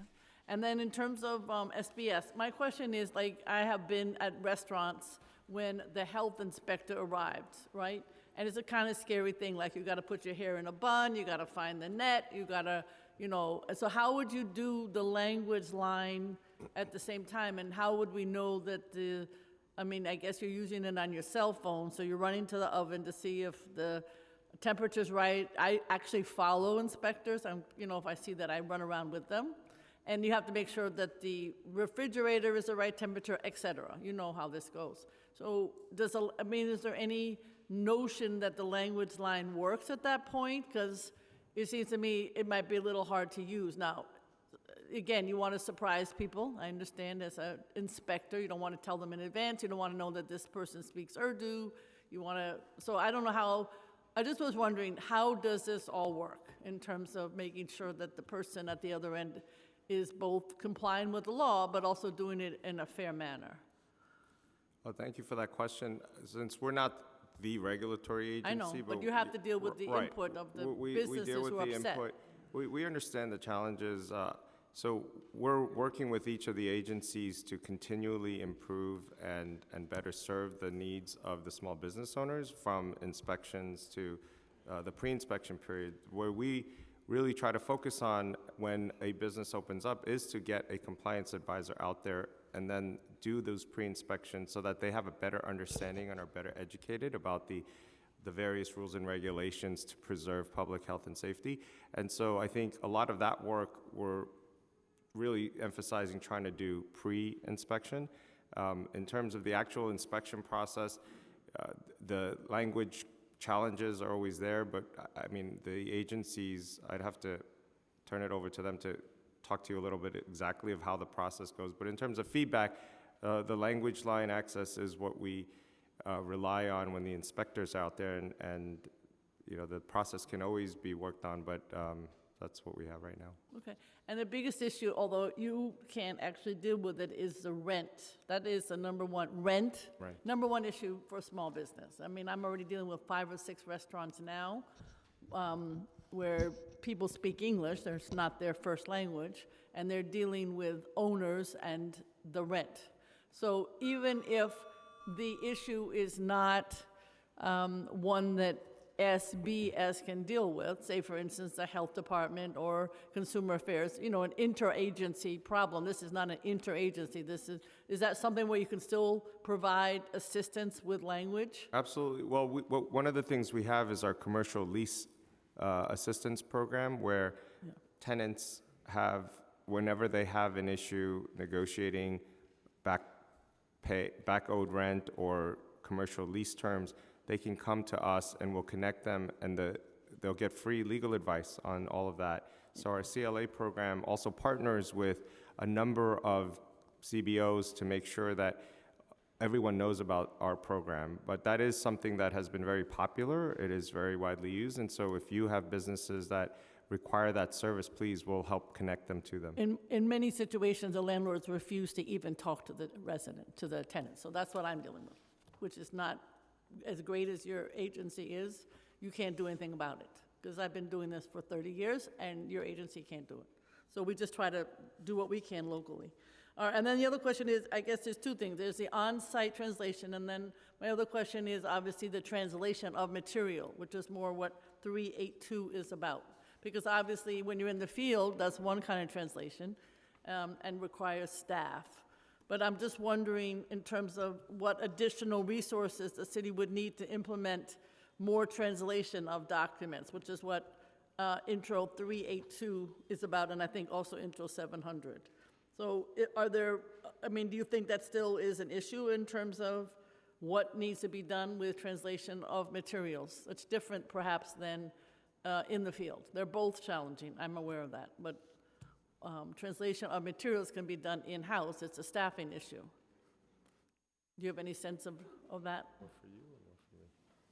I guess it's more Moya than SBS. It's Health Department and Consumer Affairs in terms of 382. Yeah, so first of all, the Moya is always available for any assistance to troubleshoot, challenges with translating documents or resources to translate documents. It's an ongoing process with each of the agencies and offices we work with. We certainly think it's priority for us to have these documents available for people in the languages that they prefer, especially enforcement-related documents and so on, as this bill intends to do. With respect to the way that agencies that enforce and track preferred languages and language access, I think we have DOHMH here and DCWP that can speak more to that, but we certainly work closely with both agencies and we're available for any support, especially on contracting, and with additional resources, would want to find them so that we have those materials available. Okay, all right, thank you.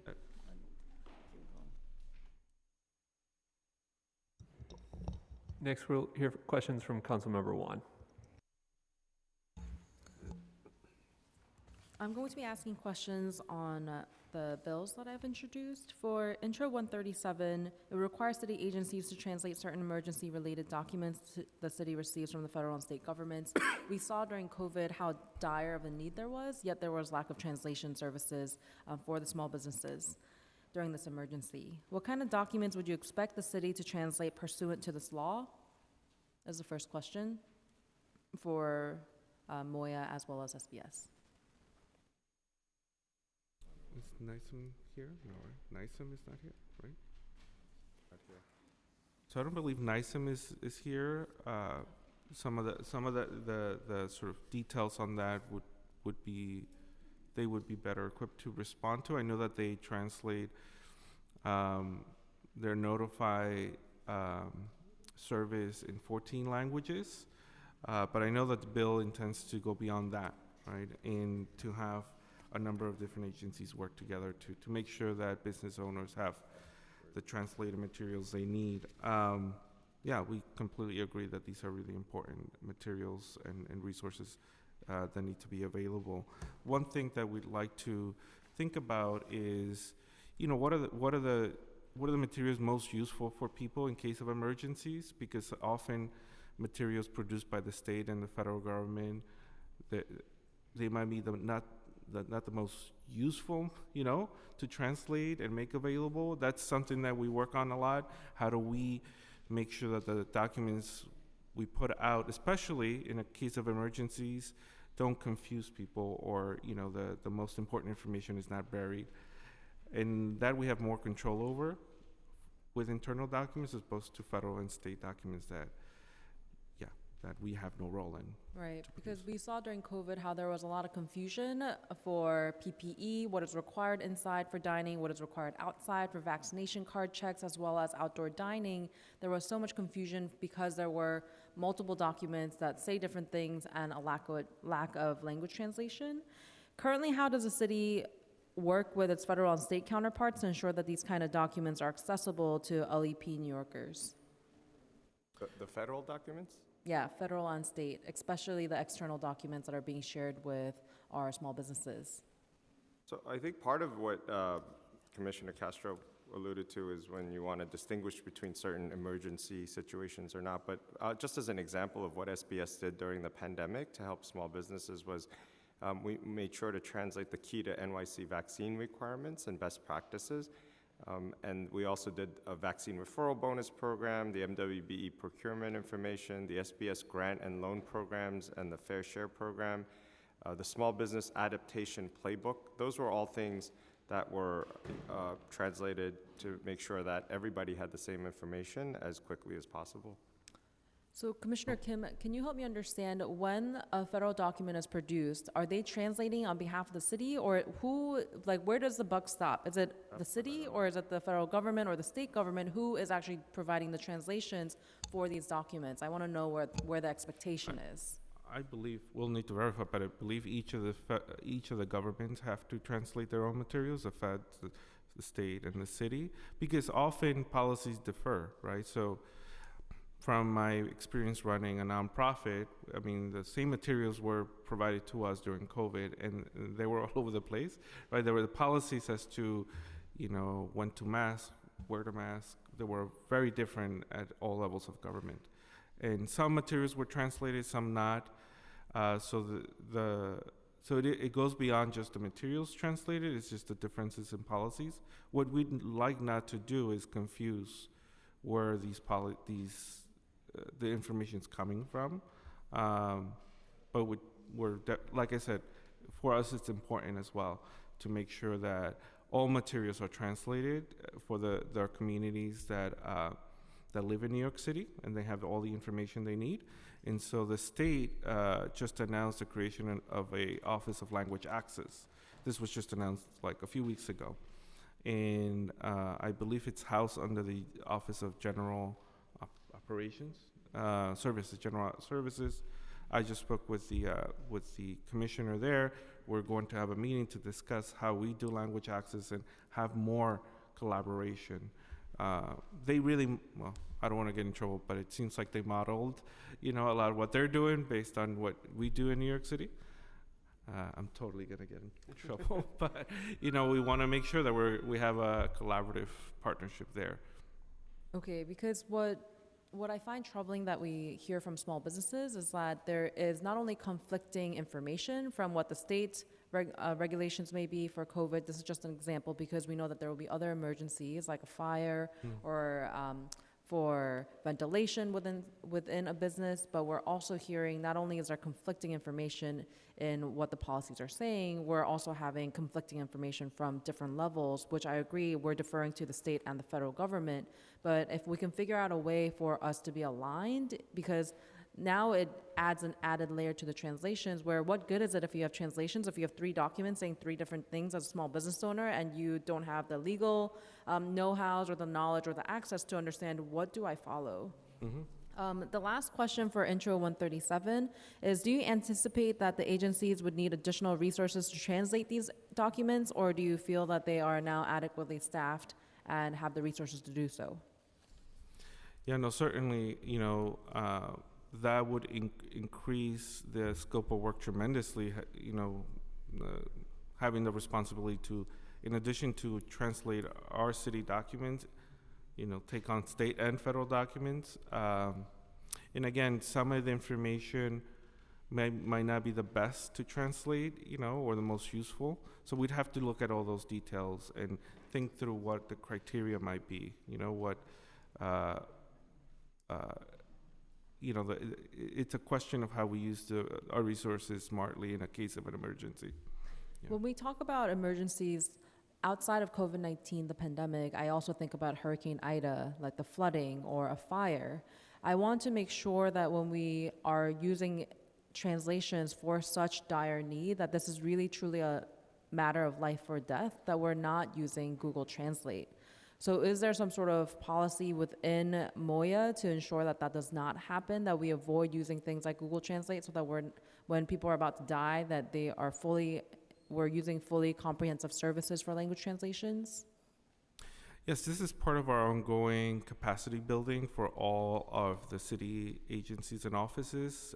We convene language access coordinators. Each agency has an appointed language access coordinator, and so we work closely with them to share best practice. Certainly, we're going to take the time to review our work during COVID-19 and make sure that the learnings from there are implemented into our future work. And I can just jump in on those emergencies, Council Member. What SBS does is we have a business preparation program. So prior to any future emergencies like Hurricane Ida, Hurricane Sandy, we send out our staff to work with businesses, especially in those communities, to help them prepare for future emergencies, to know all the things that they need to do in terms of gathering and having copies of important business documents, the tax returns, not to all be at their business location in case something like that happens. So we do want to emphasize that the B-Prep program that we have is something that everyone should take advantage of.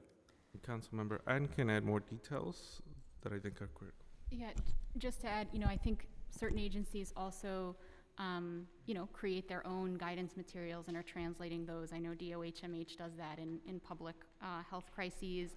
MOIA has often developed our own documents to simplify certain information and resources, including developing graphics and social media content as well and translating those. And so, we are taking the content that is out there and trying to make it accessible and multilingual. And NISM, through their Notify NYC program, as the Commissioner mentioned earlier, is translating emergency notifications into 14 languages, and they're often amplifying emergency messages from other agencies through that channel.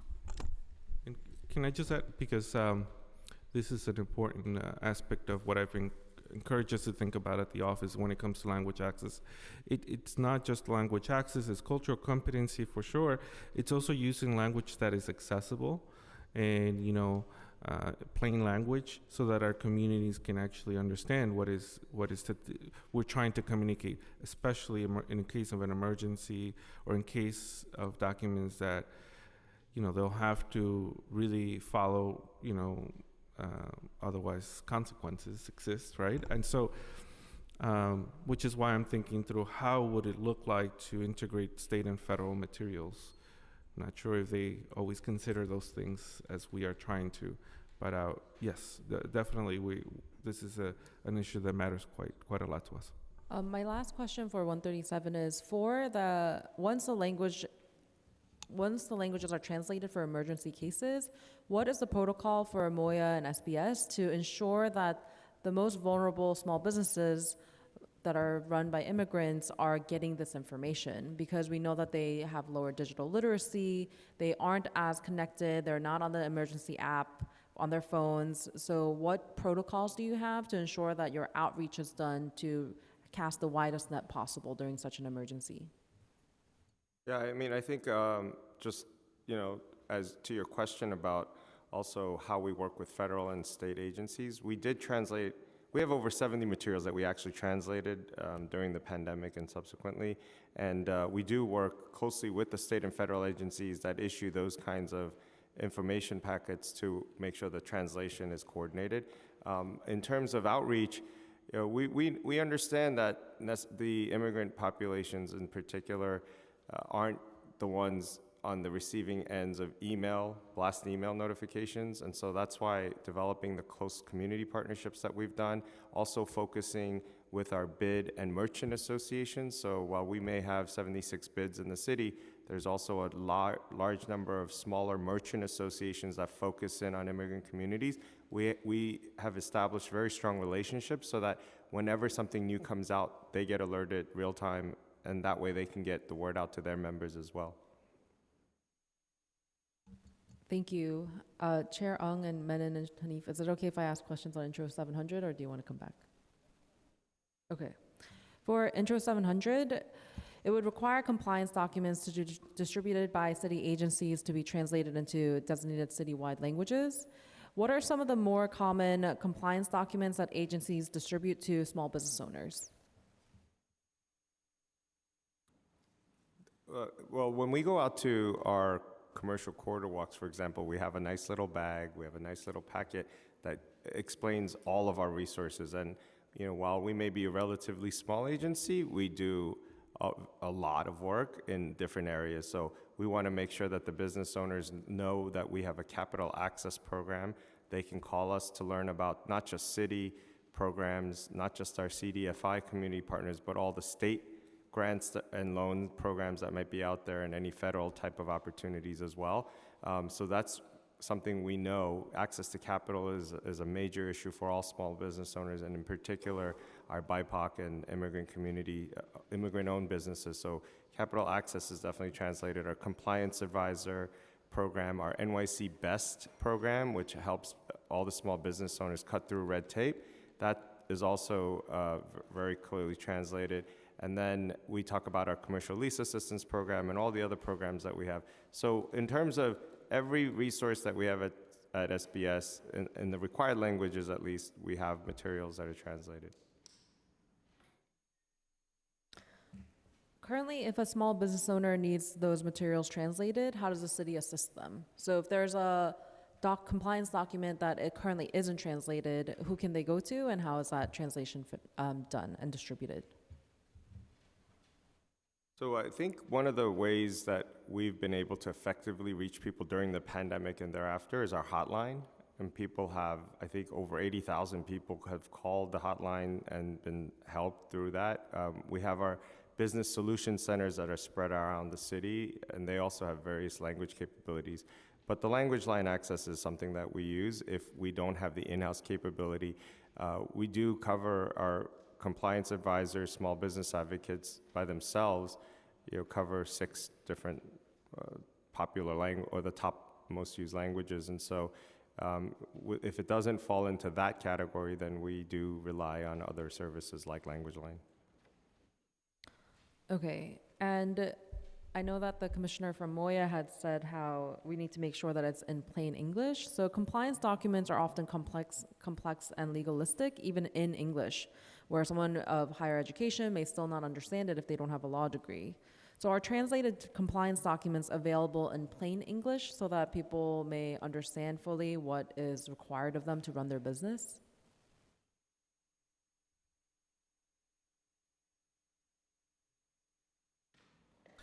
I think we'd probably have to defer to DCWP and Department of Health and Mental Hygiene for ways they go about to developing those languages. Moya did create a great guide to writing in plain language. That is for materials to be more effectively translated. We do share these resources across city agencies. Are there other avenues that small business owners can obtain help if they don't understand the materials that they've received? So even if the compliance materials have been received in their native language and they still don't understand, is there somewhere they can go for helping them further their understanding? Yeah, I think if they call the hotline or if they're part of local community organizations, they can turn to them. But we definitely have been making a concerted effort to go into smaller communities. For example, we reached out proactively to the Hmong community, which is very small here, but I think it's just an example of us not trying to leave any community out. We've gone into Little Pakistan, and when we had meetings with their group, community leaders and group members and business owners, they brought out the ethnic media that's covering their communities, and I think that's been very effective. So we understand that proactive outreach is incredibly important, and so we are actually intentionally going in to make sure that then when we go in that they bring out their ethnic media groups to be able to spread the word so that all those who are not actually able to attend those roundtable discussions still understand and get information about all of SBS's services. Thank you so much. I know that from a lot of the small business associations, from ethnic groups, they talk about how they feel that it's inequitable because not only do they not speak the language, but they also don't have the legal resources to pay for. Therefore, they continue to aggregate fines and they have to pay them while they see their counterparts who may be more privileged are able to afford the lawyers to go to court and fight those fines and appeal, and they get away with it. So thank you so much for all the work that you're doing. Thank you. Thank you, Councilmember Wan. Next, we'll hear questions from Councilmember Schulman. Thank you very much. I want to thank my colleagues, Chairs Ung, Hanif, and Menon for this very important hearing today. Small businesses are the financial backbone of our city, and many of these businesses, as we all know, are run by immigrants. So I have some questions, one for Commissioner Kim. By the way, I represent Central Queens, and you have some big fans there. I just want to tell you. Thank you.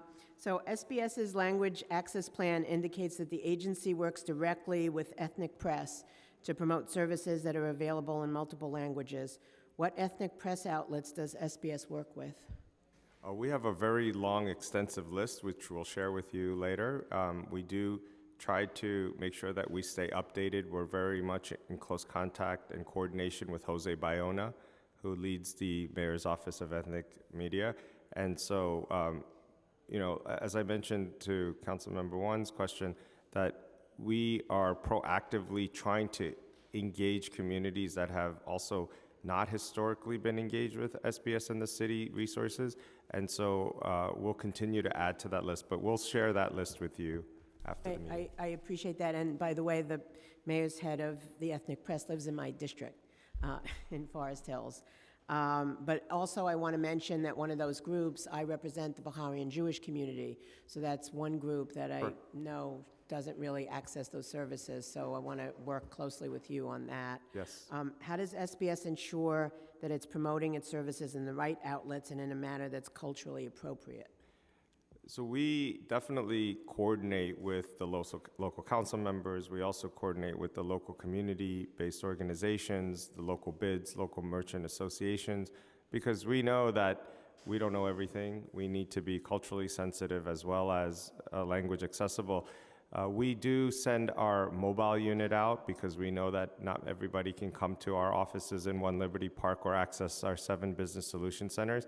And we do that, I think, a little differently than has been done in the past, where we really do partner up with Moya and other DCWP and other agencies, sister agencies, so that when we're out in a community, we're not just offering our services about workforce development centers and all of our division of business services, but we can also talk about all the other great things that the city has to offer, whether you're an immigrant or somebody who's been here for many, many years and require the access of some of our services. We are very proud of the social media campaigns that we've really accelerated. We helped create our RV into a digital character called Moby, and that's gotten a lot of views over the past few months. And we understand that the constant communication to our constituents is changing, and we're trying to stay on top of that. Do you have, speaking of social media, do you have a digital content person that helps you? Because I know the platforms keep changing all the time, even with my staff in my office. Yes, no, that's an excellent point. We have multiple people on our team now focused on creating more digital content in our social media channels. And you realize that people don't absorb information the same way, and so we're proud of the work that we've put into, for example, creating a 30-second video on what is a bid so that we can get that out, because most people hear bid, but they don't know what it is, they don't know how to get it started.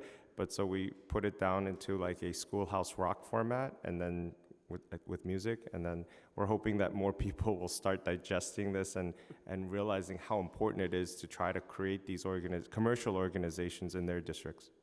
No, thank you. I'm going to switch gears slightly to COVID. So what steps has the city taken to evaluate how immigrant-owned small businesses were impacted by COVID-19 pandemic, and what has the city learned from its analysis? I think we learned clearly that there were certain neighborhoods that were more impacted than others, and that also BIPOC and immigrant-owned communities and small business owners were also disproportionately impacted. A lot of what we do at SBS, almost everything we do, is based on the social equity principle of making sure that we can serve the underserved. All of our programming that we are talking about with respect to the smaller bids, for example, the $800,000 and the $3 million that we're investing in supporting merchant, and there'll be more support for merchant associations that's also coming, but the smaller bid support, for example, identified those commercial corridors that got hit extra hard, and we want to make sure that they get the back office support, they get the city's resources to be able to help the small businesses that sit in those commercial corridors. Chair, can I ask a couple more questions? Thank you. Does the city have data on the percentage of impacted businesses that required in-language assistance or translation interpretation services from COVID? I don't know if we have I'll have to get back to you on that. We do know that over 80,000 people called our hotline alone on top of all the additional outreach we did. And anyone who needed the additional language services, we were able to connect them with the appropriate language. Okay, if you have that, that would be great. And were impacted businesses concentrated in certain parts of the city among specific communities, to your knowledge? Yes, absolutely. As I mentioned, I think the analysis shows that the immigrant-owned and BIPOC-owned businesses were disproportionately impacted. So a lot of what we're trying to do as part of this economic recovery, small businesses are, as you mentioned, the lifeline of the economy, and the immigrant-owned businesses are at the center of, make up over half, almost half of all small businesses. So we are every day focused on trying to get them to lead our economic recovery, because we have to. No, I appreciate that. I'm also the chair of the Health Committee, and so at some point, I'd love to have a conversation with you and DOHMH about preparing for the future. And I also look forward, I know my office is working with your office, to have you come out to my district. So Yes, thank you very much. We look forward to that too. Thank you.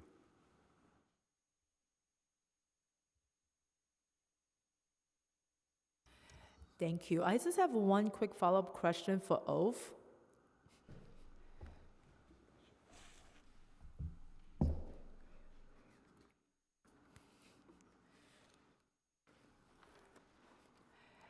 I'll be quick. Who is Ove's vendor for translating written decisions? The vendor? Yes. The vendor is, one second. LM Services.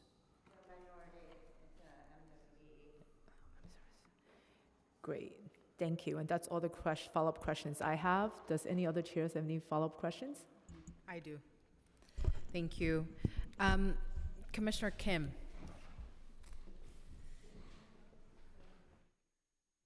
Okay. So I really appreciated learning about this interesting dynamic of how you utilize Google Translate to then connect with the Japanese business owners. Could you speak to which other immigrant communities you've been building with that have never been connected to SBS services in the past? Sure, I do have a list here somewhere. Do you have it?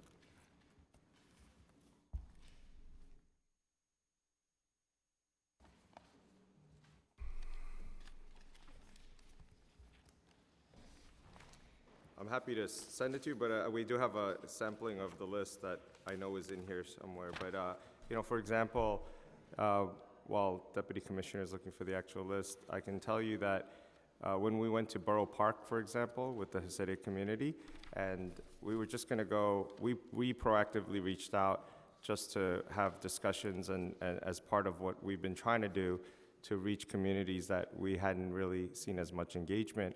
And they had told us that themselves organized a big breakfast, and probably about 70 to 100 business owners showed up, and they said, we've never had SBS here. So I think that's one example. I know Little Pakistan, I mean, it's hard to say because sometimes you're only dealing with a segment of a particular community, and they themselves may never have seen it, while SBS might have had engagement in other parts of the communities. But at least from the people that we're talking to, when we went out to Jamaica, Queens with the Bangladesh community there, they said they hadn't seen us out there. So we are really looking to see where is this list?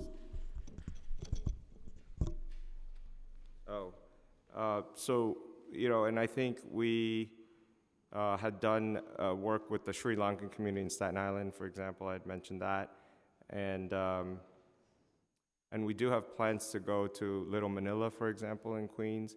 When we went to Little Columbia as part of Small Business Week, and then the Yemenis community we've been working very closely with, although they had some parts of the community had prior relationships and so forth. Yeah, that's really encouraging to learn and speaks to your leadership here and the team that you've assembled. How often for these interactions and building with these, the businesses that have not been already incorporated to SBS services, have you had to rely on Google Translate for document translation? Well, so far, those communities, I don't think we've had to, because like Urdu is one of the top 10 languages. Bangla is also one. The other communities in general, I don't think we've had to rely on Google Translate. So Google Translate comes in when? And that's only for actually website. So it's not for other documents. Because other documents we use vendor services. Got it. Yeah.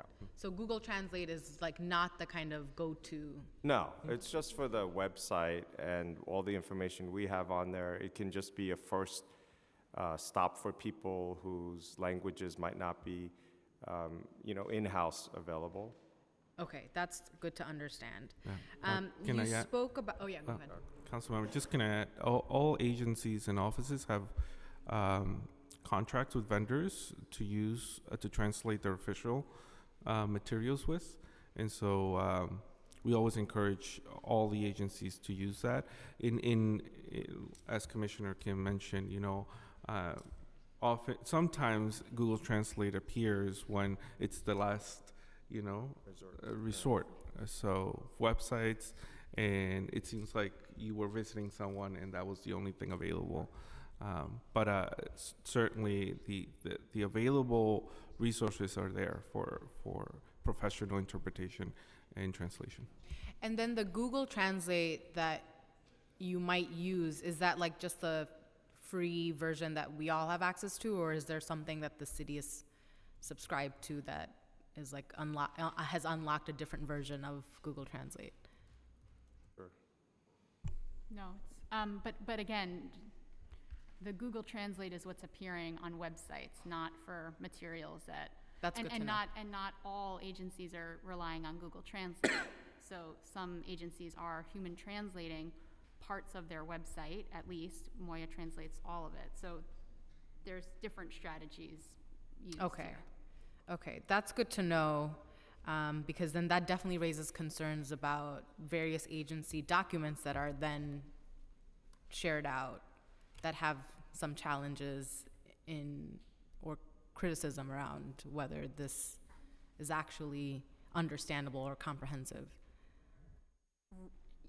Right, but it's not Google Translate that's good to know. Utilized. Yeah, That's being and utilized. so I think I'm the one who started all this, so I need to clarify. It is really a last resort, and the example I used with the Japanese Restaurant Association was because we were there, and then just to introduce them more about our website, we were able to show them, if you need it here, you can also do this. But they spoke English, and so it was just another way to show that if as a last resort. But all of our other resource material documents would be done by a vendor, not through Google Translate and print out and hand out. We wouldn't do that unless it was, we wouldn't do that. And it's just on the website that we use as a last resort.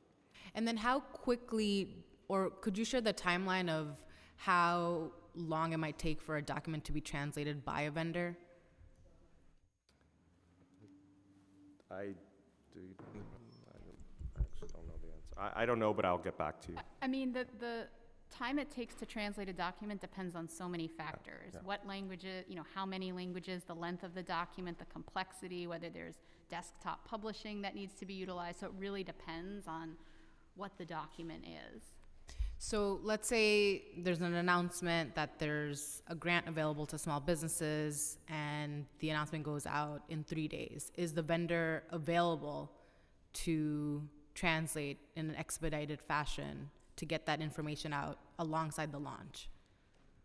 Having seen the grant process, I know rarely be 3 days. It would be a much longer lead time. And so we would make sure, the priority for the administration is to make sure that every New Yorker gets access at the same time. And so we would definitely have those prepared prior to such an announcement. Okay, that's also good to know.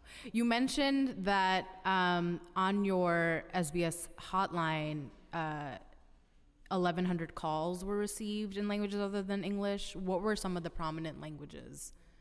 What were the most common language? I think Spanish was probably the most common, and then followed by a dialect of Chinese.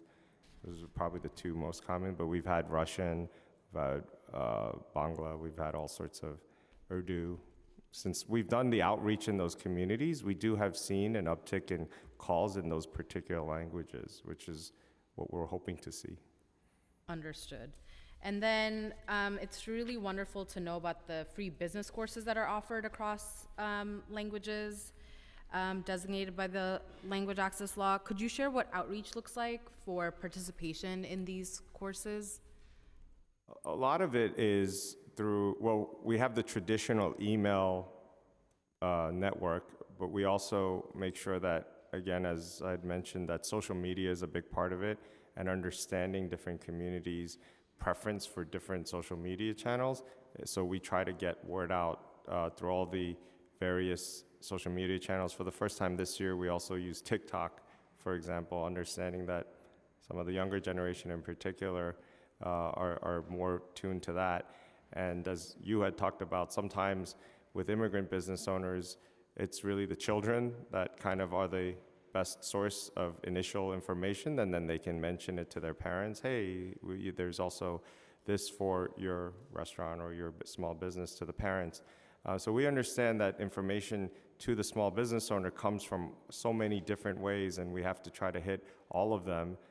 So social media, the emails, the community organizations, the BIDs, the merchant associations, the CBOs, the community boards. We try every means possible. And then how many owners to date, I guess like this year, last year, have taken these courses? Or how frequently are they offered? Our webinars are readily accessible. I can get you how often, and we definitely have numbers on that. And then, yeah, because they're offered in, this abundance list of languages, would love to know just which communities we're seeing showing up and taking advantage of these courses. And just one thing on the outreach. So we've had over 340 multilingual ads that have been, distributed out. So we, again, also do use the ethnic media as a vehicle to get to communities. That's really great. And then on the compliance advisors that provide on-site consultations, how are these languages determined?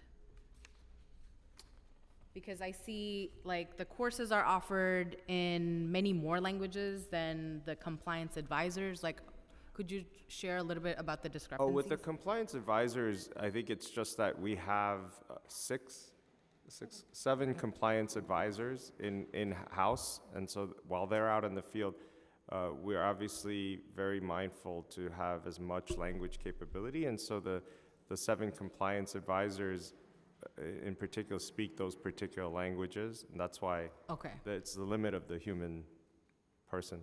Understood. And is there interest to expand or bring on more compliance folks on the team? I think that currently with the 7+, we have how many small business advocates?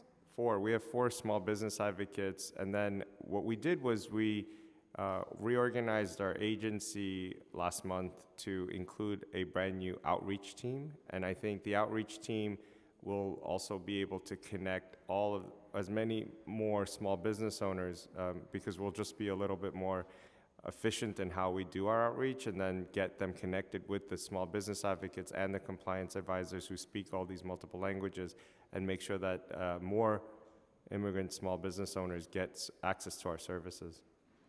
Wonderful, thank you. Commissioner Castro, so based on the latest Local Law 30 report, it appears that Moya hasn't updated the list of designated citywide languages since the law first took effect in 2017. And as a result, the current list is based on data from 2016 and earlier, which at this point is outdated. When does Moya intend to update the list of designated citywide languages? So we conducted a review last year, and the top 10 languages remained the same. There was some variation in numbers, of course, but they remained the same. There is no requirement in the local authority that triggers a review every so often, or a way to determine when these languages change. But we're committed to conducting these reviews often so that we make sure that those 10 languages are those that appear in the data. That said, we go beyond the top 10 languages, and so we are translating materials into this year 46 languages, and that'll likely grow. So yeah. And then the Local Law 30 report indicates that DCAS has a number of citywide language services contracts that expire this year. What services were provided pursuant to these contracts, and what vendors did the city use? Mm-hmm. Sure. So DCAS has citywide language services contracts for a range of language services, including telephonic interpretation, in-person interpretation, translation services, as well as ACL transcription. And so those contracts, were initiated over 10 years ago. The contracts expired, but agencies still had the ability to extend their task orders. And so Moya, along with DCAS and the Mayor's Office of Contracts, in advance of the expiration, almost a year in advance, have been working with agencies to ensure that there's no gaps in services. And so, our work over the last almost year was working with agencies so that there would be no gaps in services when those contracts expired. But like I said, agencies could and many did extend their task orders. Okay, that's really good to know. And then how does Moya monitor covered agencies to ensure robust compliance with Local Law 30? You mentioned the Local Law 30 report. This is one of the things that Moya is charged to do, to work with agencies and offices on their language access plan, be in constant communication with them, provide one-on-one assistance and support throughout the year, collect these plans, review their language access work, and publish it. And we also report on data that we receive from the public about language access, 311 calls with feedback and so on. So we have an ongoing relationship with all these agencies. We also monitor their contracts, of course, with providers, and their use, and as well as some of the agencies track data themselves. We work with them on that. Do you want to add more? Yeah. Thank you. The council advocated and secured a commitment from the admin to include $5 million in the November plan for a community interpreter bank and language service worker-owned cooperatives. I want to emphasize, again, that there's no silver bullet solution to language access in New York City, and we really need all the range of opportunities to address language justice. And so I'd like to know if you can share an update, Commissioner Castro, on any ongoing conversation with OMB or other agencies about the $5 million funding. Yes, and we're very excited about this initiative. In fact, I shared last time that this was something I advocated for when I was working as an advocate. We're right now still awaiting some details to come from City Council and to learn more about which agency will have oversight over this project. And once we know, we'll definitely work very closely with the agency and the nonprofits and the council members involved to make sure that this is successful. And I think it'll go a long way to developing a workforce really that can do this for this kind of work for agencies and beyond. I know a lot of other nonprofits that are excited to tap into these resources as well. Wonderful, excited about it too. I have a question for DCWP. Many street vendors in New York City, as we know, are immigrants, speak many languages. How does DCWP conduct outreach to these vendors to ensure they receive important information in their spoken languages? And of course, really grateful to learn that you already work with the Street Vendor Project. They've been such an incredible advocate. Before you begin, I'll just swear you in. Do you affirm to tell the truth, the whole truth, and nothing but the truth before this committee, and to respond honestly to council member questions? I do. Thank you for your question, council member. I think with respect to outreach, community partners, advocacy organizations are one of our primary routes to communicate with street vendors. Additionally, in terms of our marketing and our guidance materials, we ensure that those are translated into more than the 10 languages mandated by Local Law 30. I think for us, across any type of business that we're inspecting, language access is a central tenet to ensure that there's an understanding of the inspection process and any next steps that subsequently follow. Within our entire enforcement unit, we speak, I think, 29 languages, and within the street vending unit itself, we speak 13 languages. And That's so, sorry, to add one more piece. The inspection process that you might see for a street vendor is very akin to what you might see for a brick and mortar business. And that is to say, if we have language capacity, with the inspector's language capacity to speak with the business in their preferred language, they will utilize that language capacity. If we do not have that capacity, then we'll use Language Line as a way to facilitate the inspection. Got it. And could you just walk us through, I know a variation of this question has been asked, like how Language Line is utilized during these inspections? I think it's very similar to what my colleague mentioned earlier and what probably happens at other agencies. We have a card that we utilize to try and work through with the business what language they might prefer. I personally have utilized Language Line in the field during outreach, and there have been times where perhaps that language is not on the card, and it's really a process of working with the contracted provider and the constituent, trying to identify any keywords that might be helpful in figuring out which language is most successful to complete the inspection, or in my particular scenario, to complete the education we are conducting. Got it. Thank you. Do any of my colleagues here have additional questions? Go for it, Councilmember Brewer. Thank you. I know you mentioned, first of all, congratulations on everything, but my question is about DCAS and languages and the contracts. So I think what you're saying is DCAS has all the contracts and then the agencies access them. But then how is that true? And then DCAS will obviously give us a cost, not you. But then if you have, example, new law, state, city, or federal, has to be translated for somebody in terms of the paper. Is that like an emergency contract? Is it a retaining contract?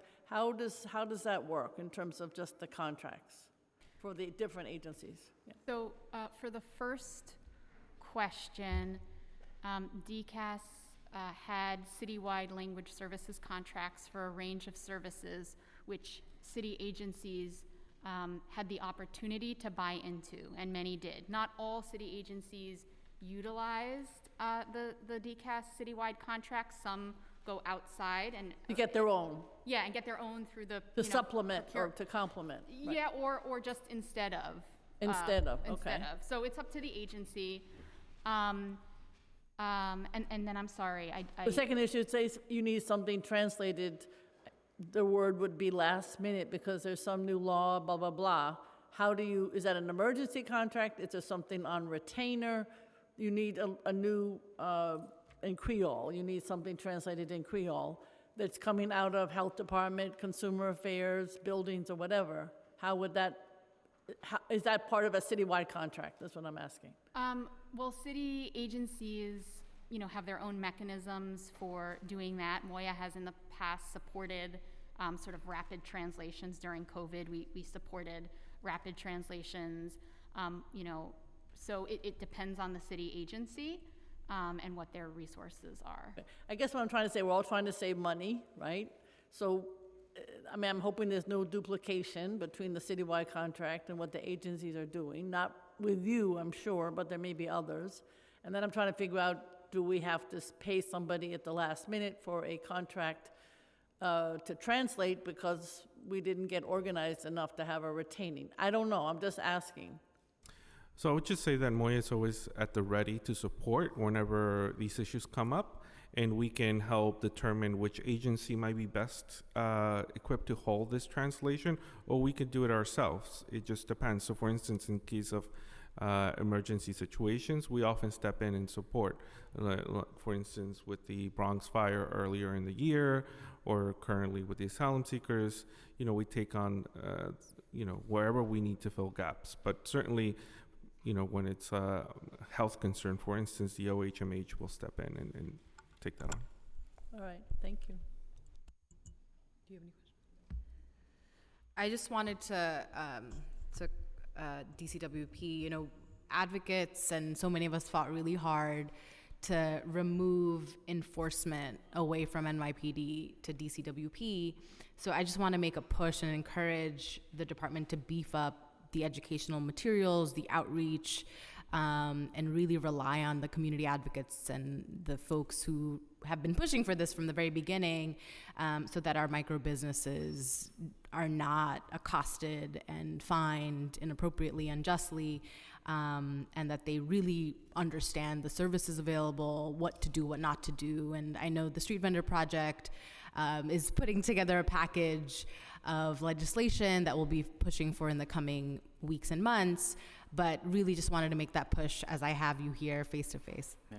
Thank you, Council Member. Certainly with respect to street vendors and all our brick and mortar businesses, education is a key component of creating a culture of compliance, and it is fundamental to the work that we do to ultimately ensure that consumers and workers are protected in New York City, which for our agency is our number one priority. Thank you. Thank you. I just want to also welcome Councilmember Caban. Also, I believe OVE has an updated response.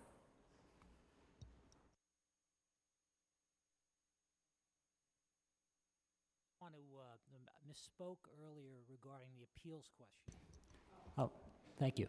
I misspoke earlier regarding the appeals question. The translation that we do is for when a small business owner submits the submission in a language other than English, we will translate that, not the final or appeal decision. And we do look forward to your bill, which would have that final or final decision in a language of preference. Thank you for sharing that. No, it's great that you actually translate an appeal that's in a language other than English is what your answer is. Yes. Great, thank you so much. Thank you.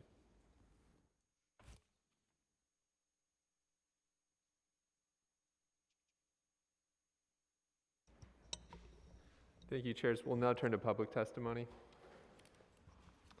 Thank you so much. We'll be limiting public testimony today to 2 minutes each. For each in-person panelist, please come up to the table once your name has been called. For virtual panelists, once your name is called, a member of our staff will unmute you, and the Sergeant at Arms will set the timer and give you the go-ahead to begin. Please wait for the sergeant to announce that you may begin before delivering your testimony.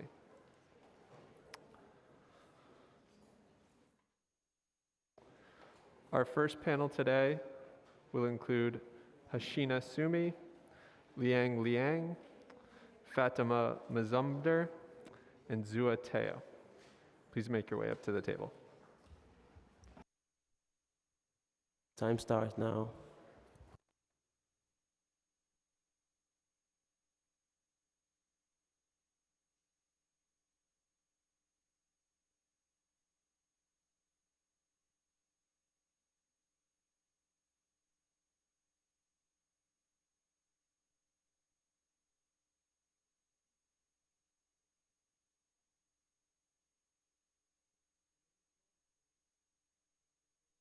You have copies of the testimony, I'll take them.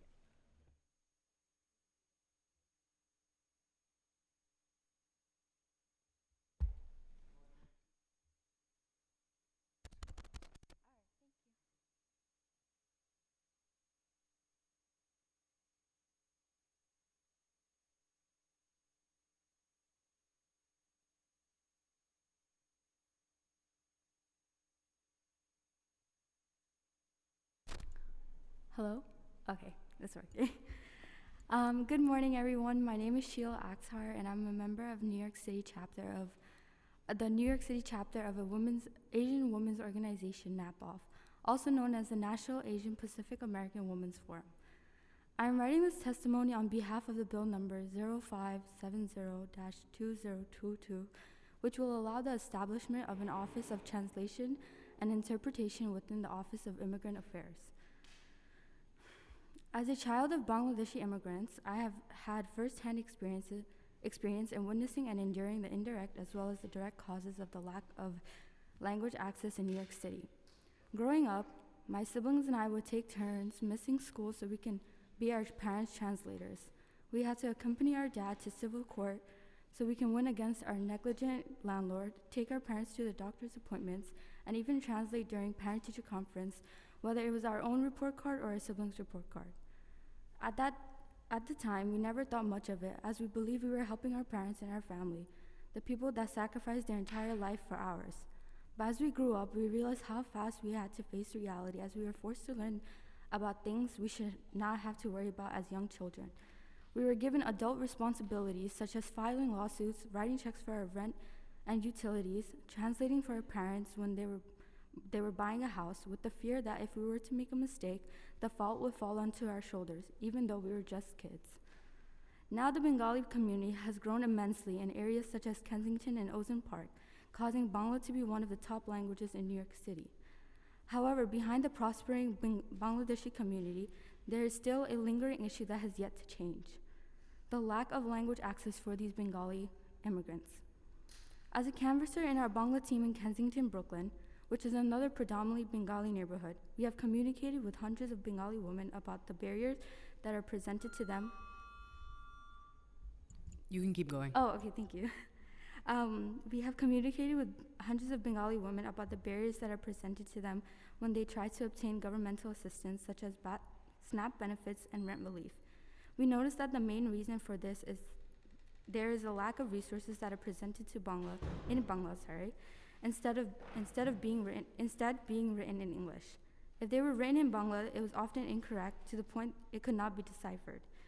This prevents a large majority of the population that needs these benefits to be unintentionally excluded from hearing about these valuable information. Hence, the passing of Bill number 0570-2022 is extremely crucial in catalyzing the change that is necessary for language access. By establishing an Office of Translation and Interpretation within the Office of Immigrant Affairs, non-English speakers will be able to receive the assistance they need without obtaining the wrong information and communicate with individuals that are proficient in their languages. Thank you. Hi, my name is Fatima Mazumdar, and I'm a part of the National Asian Pacific Americans Women's Forum, or NAPOF, here in New York City. The bill that I'm supporting is 0570-2022, regarding the establishment of an Office of Translation and Interpretation within the Office of Immigrant Affairs. Imagine going home, knowing you did not get the job because you did not speak or understand English. Imagine getting ridiculed because you have not learned the language of the country you just immigrated to. Imagine language being the biggest barrier in accessing governmental assistance to help bring food to the table and finding a home to live in for you and your family. This is what many of the millions of immigrants have to constantly face in New York City. I'm a Bangladeshi immigrant, and I'm the daughter of Bangladeshi immigrants. Being unable to understand English and the lack of translational services have also affected my family, especially for my mom. When we first immigrated, she spent so much time trying to find someone in the community who could understand English and translate it in Bangla, because everything from importing documents to basic resources were in English. Today, when she doesn't understand something in English, my role is to be that bridge to help her understand. Oftentimes, like me, many children of immigrant parents have to fulfill this role to help their parents understand and access the resources that should be easily available for them. This can be hard because most times we, as young adults, are juggling many things in life and feel burdened, having to find the time to translate these very resources that should be known regardless of the language we speak. It's hard to hear our parents say, "I'm sorry, I also feel embarrassed that I don't understand English." Being a part of NAPOF allowed me to realize this is a story shared by many immigrants. Canvassing, hosting listening sessions with aunties, or having an unexpected chat in the Kensington community exposed us to the struggles that immigrant parents and grandparents face by the same society they have contributed so much to. Many women with tears filling their eyes speak about the lack of resources offered in their languages. In almost every story, the lack of services offered in various languages poses a barrier in accessing the benefits that can ease many of the hardship in their lives. This city is the melting pot of different languages and different cultures, and what language you speak should not prevent you from knowing the very benefits and assistance programs that are supposed to be for you. This is why I'm supporting this bill. It is the recognition and the voice that many immigrants' families yearn for many years. When we talk about a country for the people and by the people, the passage of this bill is one of the many steps to do so. Your language should be an asset, not a burden. Thank you for this opportunity to be here representing my community and sharing my story.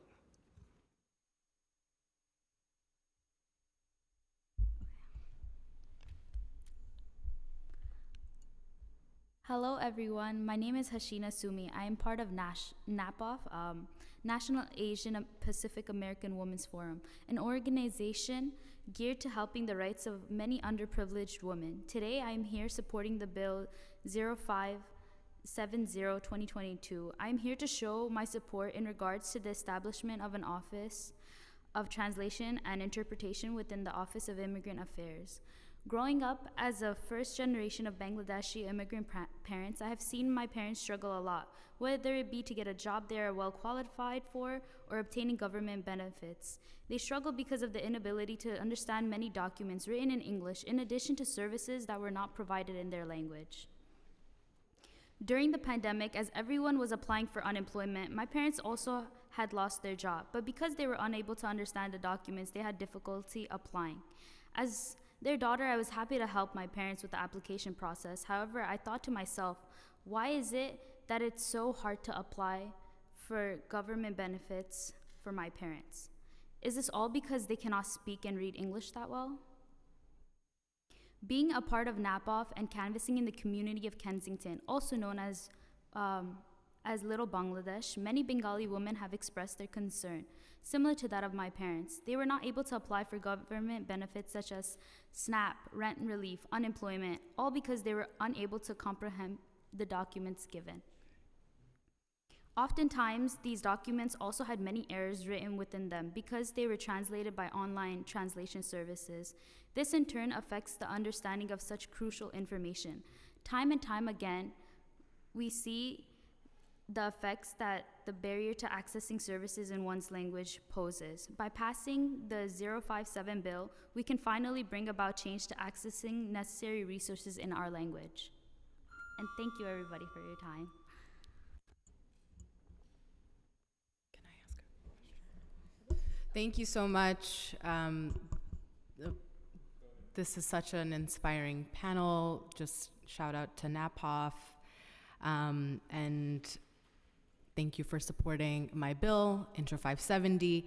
So I appreciate just how thoughtfully you've articulated the pains of language inaccessibility and, you know, what it does to families like ours. And it creates a cycle of abandonment. It shows to our families, our communities, that the city just simply does not care about us. And it puts the onus on us, daughters primarily, to fulfill this gap. I too am a daughter of Bangladeshi immigrants. I was born and raised in Kensington, and understand just what that cycle looks like, having to interpret in PTA meetings or in parent like report card meetings and all sorts of other meetings when my sibling would get into school for discipline or any other things, like needing to really understand the system, but also recognizing the vast limitations of the system that just was never built with us in mind to care for us in any capacity. And for me, the work in terms of where I've landed right now as a legislator, the catalyst to my coming into this work was language access. It was through my own diagnosis of lupus and then seeing much more personally how our hospital system, and this is 15 years ago, how our hospital system is incapable of really supporting immigrant families as they navigate the already complex, it's complex irrespective of language, healthcare system. And then needing to travel across the city for care, landing, work and figuring out my education stuff, and keeping my community abreast as to what was going on with me. Because I deeply believe that the onus will continue to be on us to create an ecosystem where we're prepared to share out information that's coming our way when emergencies happen. And so your feedback on this legislation is key. I know and have seen the work that you're doing on the ground, and I applaud that work. And I really applaud your generation. Because I was a 16, 17-year-old when I got involved in the fight for language access, and I got involved with CAV, organizing public housing residents to improve language access across NYCHA. So this fight and the ripple effect is very encouraging to me, and one of the things that it also pushed me to do as I was fighting the city to do better, and now we've got some legislation here that we are trying to pass to improve language access services upon the city. But the other fundamental piece for me was to ensure that those of us who are first generation are also becoming experts in our language, so that we, as Moya presented, this sector that will now be available for language access specialists, that this should be paid work, this should be work that requires a level of competency, and not just because I speak the language should I become a translator or interpreter, but that these are skills that we need to advance in our own communities. And so I encourage you to hone your own skills as you do this fight, because it's going to require us to speak in our languages. It's going to continue to be our secret weapon as we organize all the aunties in our communities across so many issues beyond language access. And so thank you for being here, and I'm looking forward to connecting with you separately to really win this fight, because our communities are on the line and our communities' lives are on the line. So thank you again, just deep, deep gratitude that you've showed up and you're showing up for our communities. Thank you. I just wanted to also thank you. I thought it was great that you took the time to come here today and tell your story. I'm also the daughter of an immigrant, and with my mother and grandmother came here from Hungary, and they had to interact with the government. Let's just say not a lot of government forms are in Hungarian or any information in Hungarian, and so I deeply appreciate your personal stories. So thank you for taking the time. Thank you. And I think we have one more panelist from the first panel, if you'd like to come up now.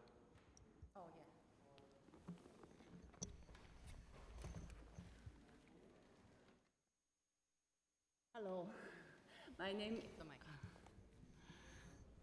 Okay. Hello, my name is Lily Liang. I am the NYC organizer of NAPOF, National Asian Pacific American Women's Forum. This is my team.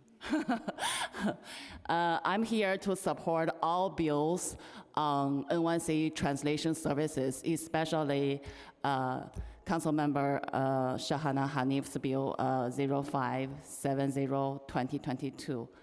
As an organization who does canvassing on the ground, we have firsthand knowledge of how the immigrants struggled with language access. We can tell that since the passage of Local Law 30, the translation services has not been functional, provided by the NYC government. To give you an example, we identified 48 places of translation errors,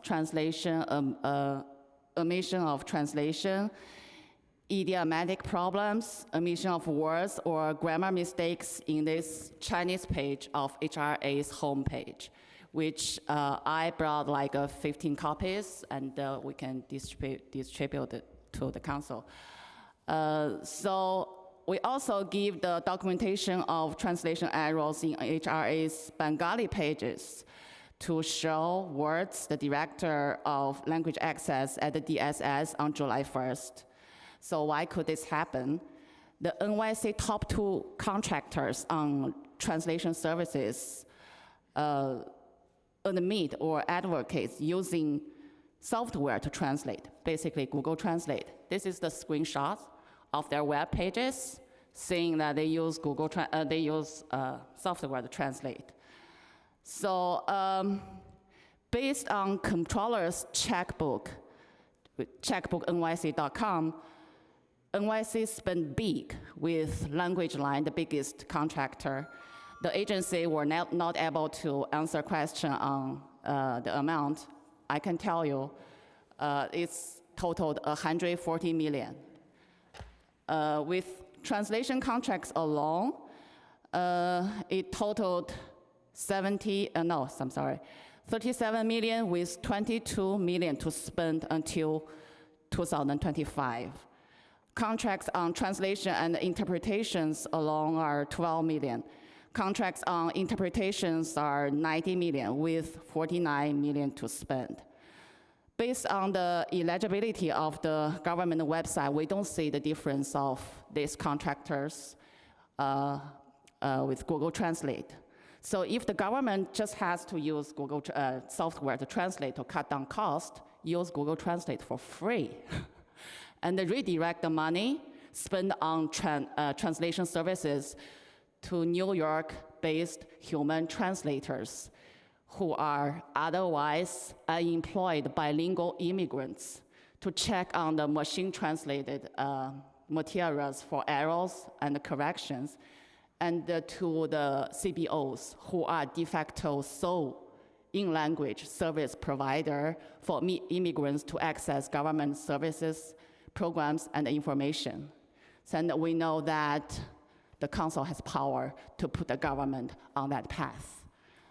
This is the paper copies if you need it, and also I'll electronically submit my testimony and the supporting documents. Thank you.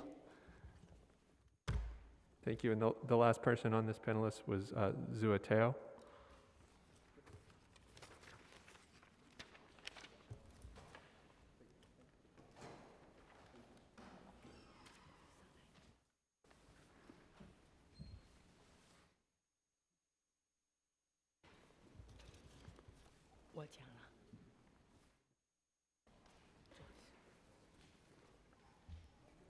尊敬的柳月市议员，你好。Respectful New York City 柳月市议员。City officer, how are you? 我叫左涛。My name is 左涛住在法拉盛。 I live in Flushing. 我可以念。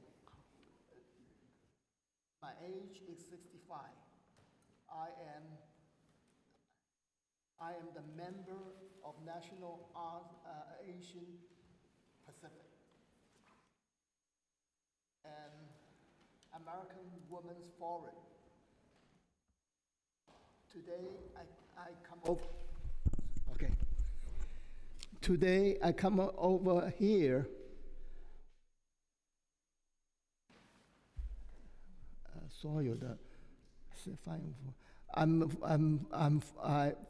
For New York Translation Service, the suggestion, the ET discussion point for identify, especially the case number is 0570-2022. I'm immigrant to United States in 2005. My son, in his younger age, has a brain damage. Now is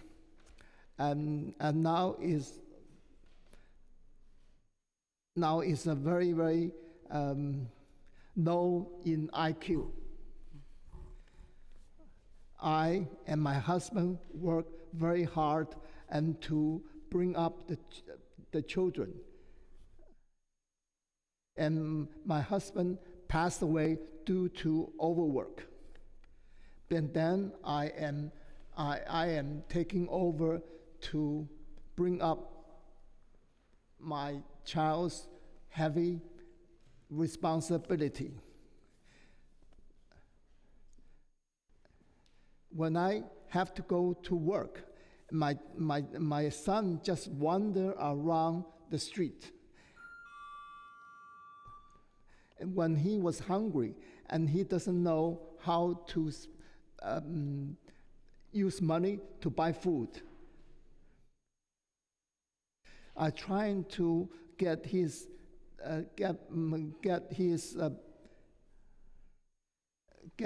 child welfare, because I don't have free interpreting. I'm running through all kind of organization within 2 years.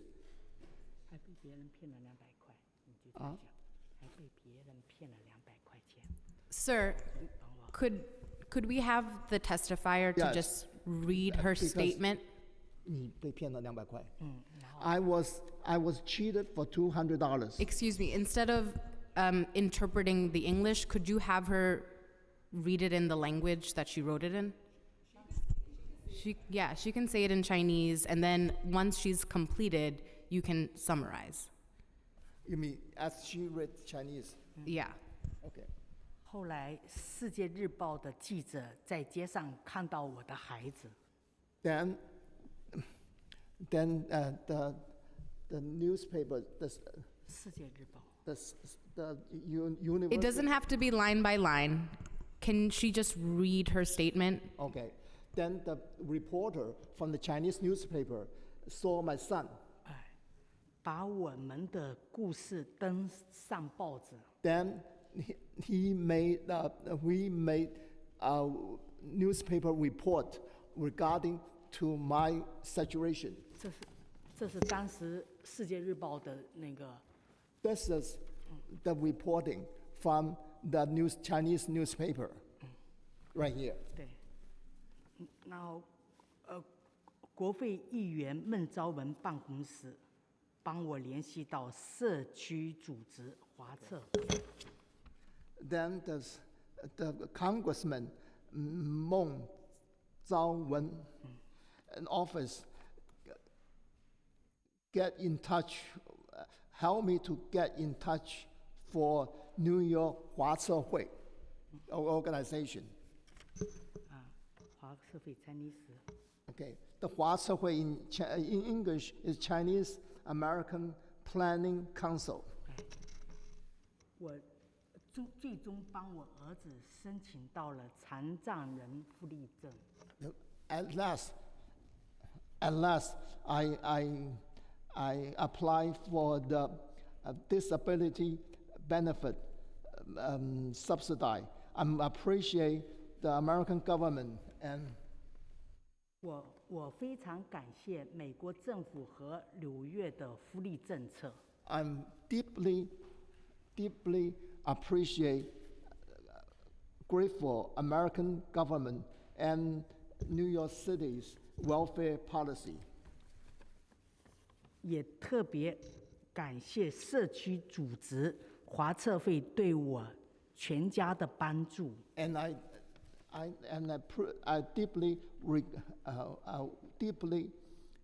deeply touched with the Chinese American Planning Council's help. 我希望政府能在翻译服务上有更好的改善。I hope the city can provide much better Chinese interpreting service. 给社区组织足够的财力与支持。To provide financial help for the local Chinese organization to provide help for the people like me. 以帮助像我这样的 to assist the family situation like mine. 更快地融入美国社会。Help us to blend in to this great society easily. 谢谢。 And thank you. 谢谢。 This is the paper from Chinese. 我说完了，谢谢。 I finished my statement. Thank you so much. We really appreciate that you've testified and articulated some of the pains of not being able to access language services. If you'd like to leave us with any documents or your testimony, feel free to send them over to us. And I just want to point out, I think what we just witnessed right now is a real picture of how incredibly difficult it is to do either simultaneous or consecutive interpretation. And I'm getting better. I'll be checking in with just like the council's approach in terms of how we onboard interpretation. But usually what we prefer is for the person who's testifying to testify in their language of comfort, and there has to be communication between the interpreter and the speaker in terms of what they prefer, whether that's consecutive or simultaneous. But just a real life picture of how incredibly difficult and challenging it is to interpret from another language to English because of context, verbiage, and so much more. But thank you again for testifying, and thank you to our interpreter for the interpretation work. 市政府会给予你帮助。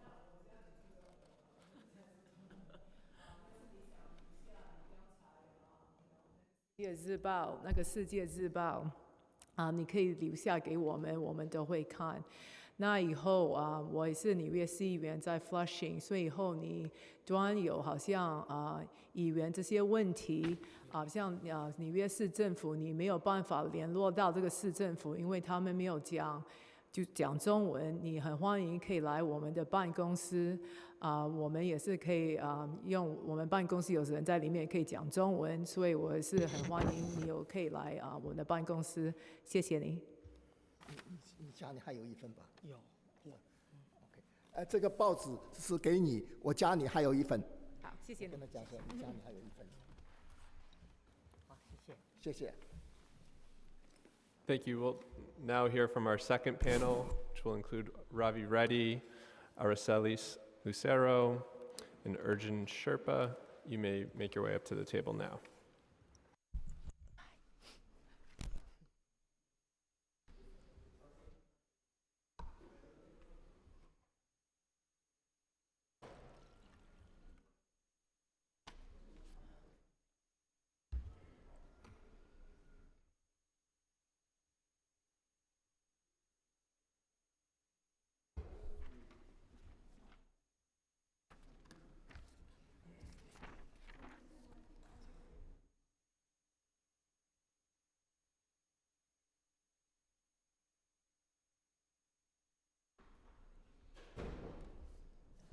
And if each panelist could just state their name before they start their testimony. Thanks. Sure. Robbie, ready? And do I just start? This is my first time actually doing it in person. All right. Well, thank you so much for having us. Committee Chairs Menon, Hanif, and Chairwoman Ung, as well as members of the council committees here. I'm Robbie Reddy, the Associate Director of Advocacy and Policy at the Asian American Federation. We represent the collective voice of more than 70 member nonprofits serving 1.5 million Asian New Yorkers. So I'm just going to cut right to the chase instead of doing my debate speed reading. When it comes to language access in our small business community first, here's what we have to say on the several bills being discussed. When it comes to Intro 685 by Councilwoman Menon, we're supportive and excited by this bill. We just have a couple of questions on implementation and how it will incorporate and prioritize the organizations that are already doing this kind of work. We have our small business team that is doing a lot of this technical assistance and capacity building work. So our question is just how can this office utilize the experts already on the ground doing this work? And so we're excited to have that conversation, excited to see where that goes, excited to see the potential. When it comes to Intro 699 by Councilwoman Ung, this bill has our support, especially the language access enhancement section. We're ready to have conversations regarding how this could be implemented to center organizations already doing this work, but we are excited to see that our small businesses are being heard. It's something our team has been dealing with on a one-on-one basis daily, so we're excited to see that this is a priority at council, and as always, our questions will be deferred to when we talk about implementation. When it comes to Intro 382 by Brewer, again, this just gets at a very simple need. Language access in every fashion that our community members need it. This is first and foremost, they need to know if they're being penalized or there are summons. It helps to have it in their language. That just makes intuitive sense. And more often than not, our small business owners have been paying a serious price just for the lack of this simple fix. Just very quickly, Council Member Hanif's Intro 570 takes important steps in recognizing the city's fundamental purpose in overseeing language access work in the most diverse city in the world. To that end, we would like to see this bill focus on oversight purposes that MOIA is equipped for, but we'd also like to discuss how this work fits jointly with the victory you discussed, the $5 million for the Community Interpreter Bank and the worker co-ops. There are plenty of ways, plenty of possibilities for how both of these can be dovetailed together, but MOIA doing its oversight, that was kind of top of mind when we read that bill, but the possibilities are, we're excited to talk more about that. So again, instead of starting my way through, just thank you so much for having us. Thank you so much for holding this hearing. It's always exciting when we get to talk about pretty much this is how we start every conversation when it comes to language access. Thank you. Hi, good afternoon. I want to thank everybody for holding this very special hearing. I think language access is, especially for immigrant communities, very near and dear to our heart, so really thankful for this opportunity. My name is Aracelis Lucero. I am the Executive Director of MASA, a community-based organization in the South Bronx that for the past 2 decades has worked with immigrants, especially recently arrived immigrants and indigenous-speaking communities, in providing them with critical services around education, wrap-around family support services, and opportunities to advocate for policies and issues that will dismantle the systems of oppression so that they can live a life full of dignity and respect in this city. MASA, in collaboration with the New York Immigration Coalition, Asian American Federation, and African communities together, continue to focus on addressing issues around language access and advocating for more culturally competent interpreters and translators who are sensitive to the needs and can provide the level of support that our community members require. As such, MASA is pleased to support the language access bills being introduced today, and especially would like to highlight Intro 137, which requires agencies to translate and distribute to CBOs emergency information in the designated citywide languages, as well as Intro 697, which will require city agencies to provide language access services to all specialty languages that are not included in the language access law in times of global crisis and emergency response. MASA serves many community members that speak indigenous languages, and we fully understand the barriers faced by communities that speak languages of limited diffusion, as 35% of the people that receive services at MASA speak an indigenous language and have difficulty accessing resources in New York City, especially as we saw during the global pandemic. In addition, we would also like to share with you some of our recommendations based on our years of interaction with community members who are largely affected by the lack of language access and navigation services in their native languages. I think as we heard today, I'm going to try to speed up, many of the families that we serve are navigating a complex web of systems and institutions in unfamiliar language, and often with limited literacy in their primary language and very limited, sometimes non-existent digital literacy skills. In general, what we are saying is that different communities may require different things, and as we witnessed today, it's not just sometimes language barriers, but also the way that these services are being delivered. This leads us to our second point, which is highlighting the need for a more humane and compassionate approach in delivering information, interpretation, and translation services for non-English speaking communities. As part of our language access campaign, we have been speaking to hundreds of indigenous speaking community members on key challenges in accessing adequate language access services through extensive surveys. 100% of our respondents believe that there is a need for better and improved interpretation services in Mesoamerican indigenous languages across New York City sectors. 95% of respondents express that these services are primarily needed in the healthcare system, 68% in the education system, and 58% in the court system.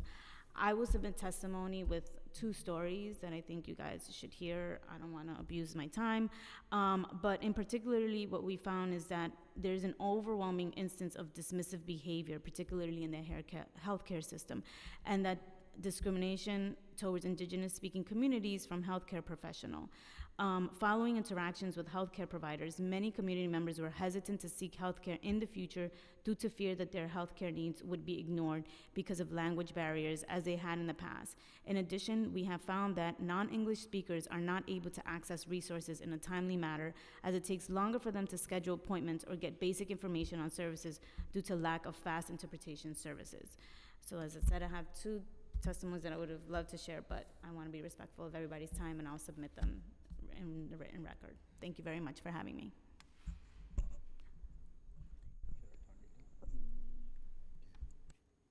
Good, right? Yeah. Okay. Dear committee chairs and committee members, I'm here to support these bills for language access.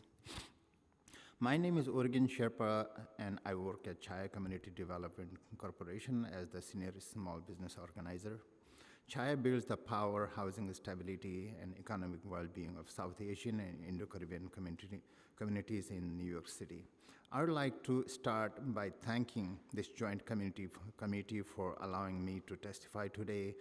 Today, we have a real opportunity to support the small businesses that fuel our local economy and create a more inclusive and fairer city. New York City is one of the most linguistically diverse cities on the planet. Our small business community is largely made up of immigrant small business owners. Many of these small business owners are not English proficient. These people are important community members who deserve the dignity of being recognized by their local government. When discussing translation services, we are asking each other to what extent we consider fellow New Yorkers a part of our community and worthy of the resources of government provides. This may seem like a minor administrative detail, but when people aren't afforded resources, they can understand that means they don't have access to these resources. In my role, I work with hundreds of small business owners, many of whom operate the business themselves every single day. Consider a Bengali-speaking couple running a small restaurant in Jackson Heights. They arrive each morning at 7 a.m., 3 hours before opening, to start preparing for the day's meals and stay until 10 p.m. cleaning and checking inventory after their restaurant closes. Now, for a moment, imagine that they are visited by a health inspector who only speaks English. They have trouble communicating, and thus the inspector is unaware of the restaurant's HACCP plan or the staff's leveling system. This leads to a notice of violation for the business that's also issued in English.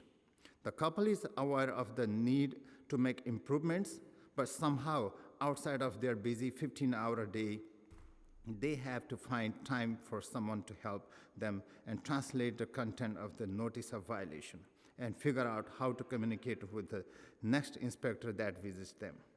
In a city where COVID-19 pandemic has closed too many small businesses and left so many others with crushing debt, we should be doing everything that we can do to even the playing field. Every day, I work with immigrant small business owners who have trouble understanding the financial systems here, struggle with rising rents, and all the typical struggles of small businesses. Intro 382 will ensure that on top of these challenges, understanding results of an inspection is added to the list. If Intro 699 were in place, in Bengali-speaking couple would be able to request an inspector who speaks their language, who could better understand what's happening at the business and explain violations and remedies. Language justice is critical. Immigrant-owned businesses are essential to a community's economy, according to 2017 report written by the Association for Neighborhood Housing and Development. 48% of NYC small businesses are immigrant-owned, and in some neighborhoods, small businesses employ up to 42% of the neighborhood population, putting our immigrant-owned small businesses at risk. Not only risks the livelihood of some of our hardest working community members, but it creates a ripple effect throughout the neighborhoods and communities.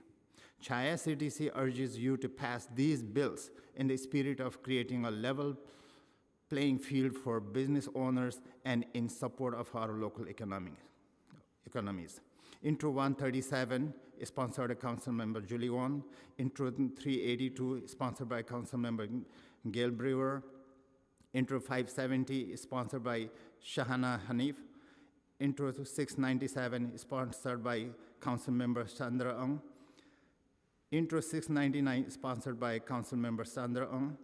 Intro 700 is sponsored by Councilmember Julie Wong. By passing these bills supporting language justice, we will be creating a more fair and inclusive local economy that opens opportunities for more immigrants to start their own businesses and recognizes the dignity of every human being in the city. Thank you for your time and consideration.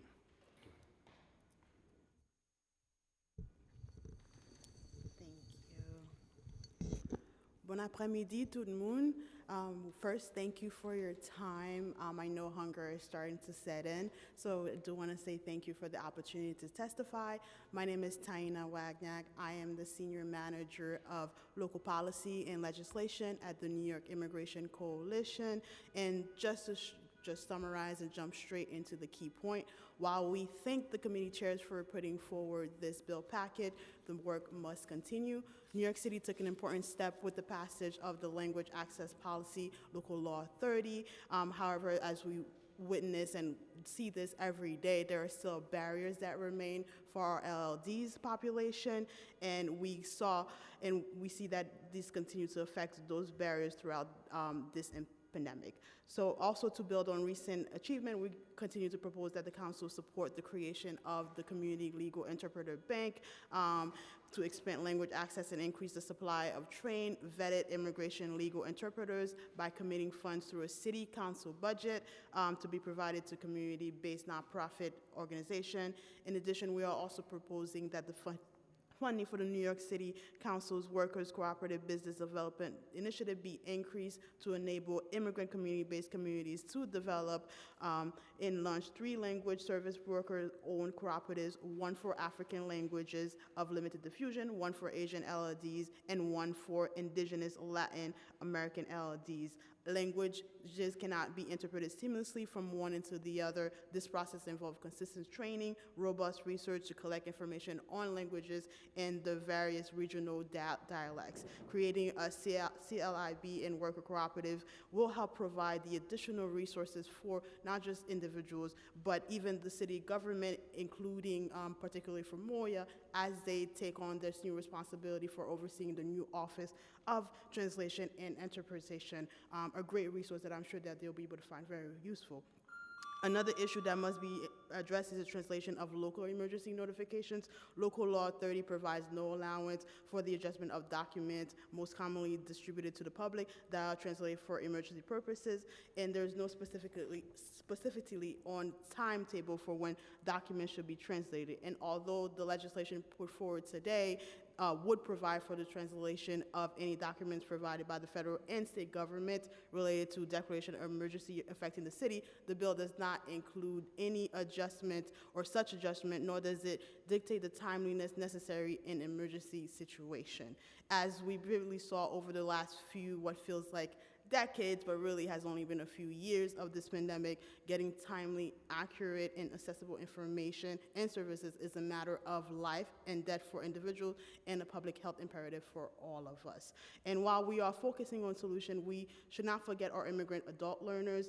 There are 2.2 million people in New York City, 1 out of every 3 adults who are either lacking a high school diploma or have low English proficiency.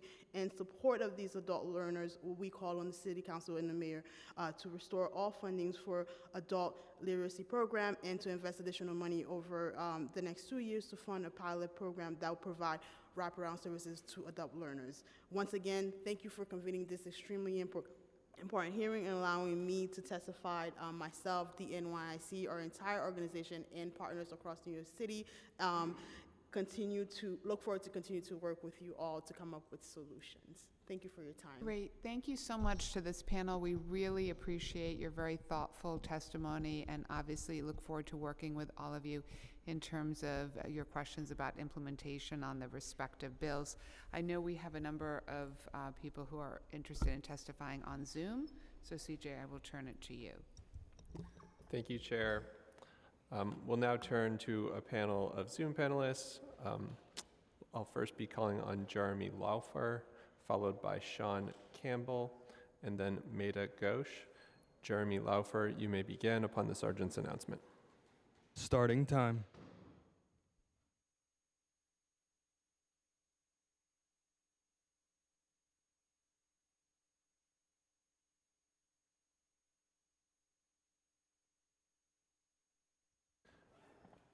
Jeremy, you may need to accept our unmute request.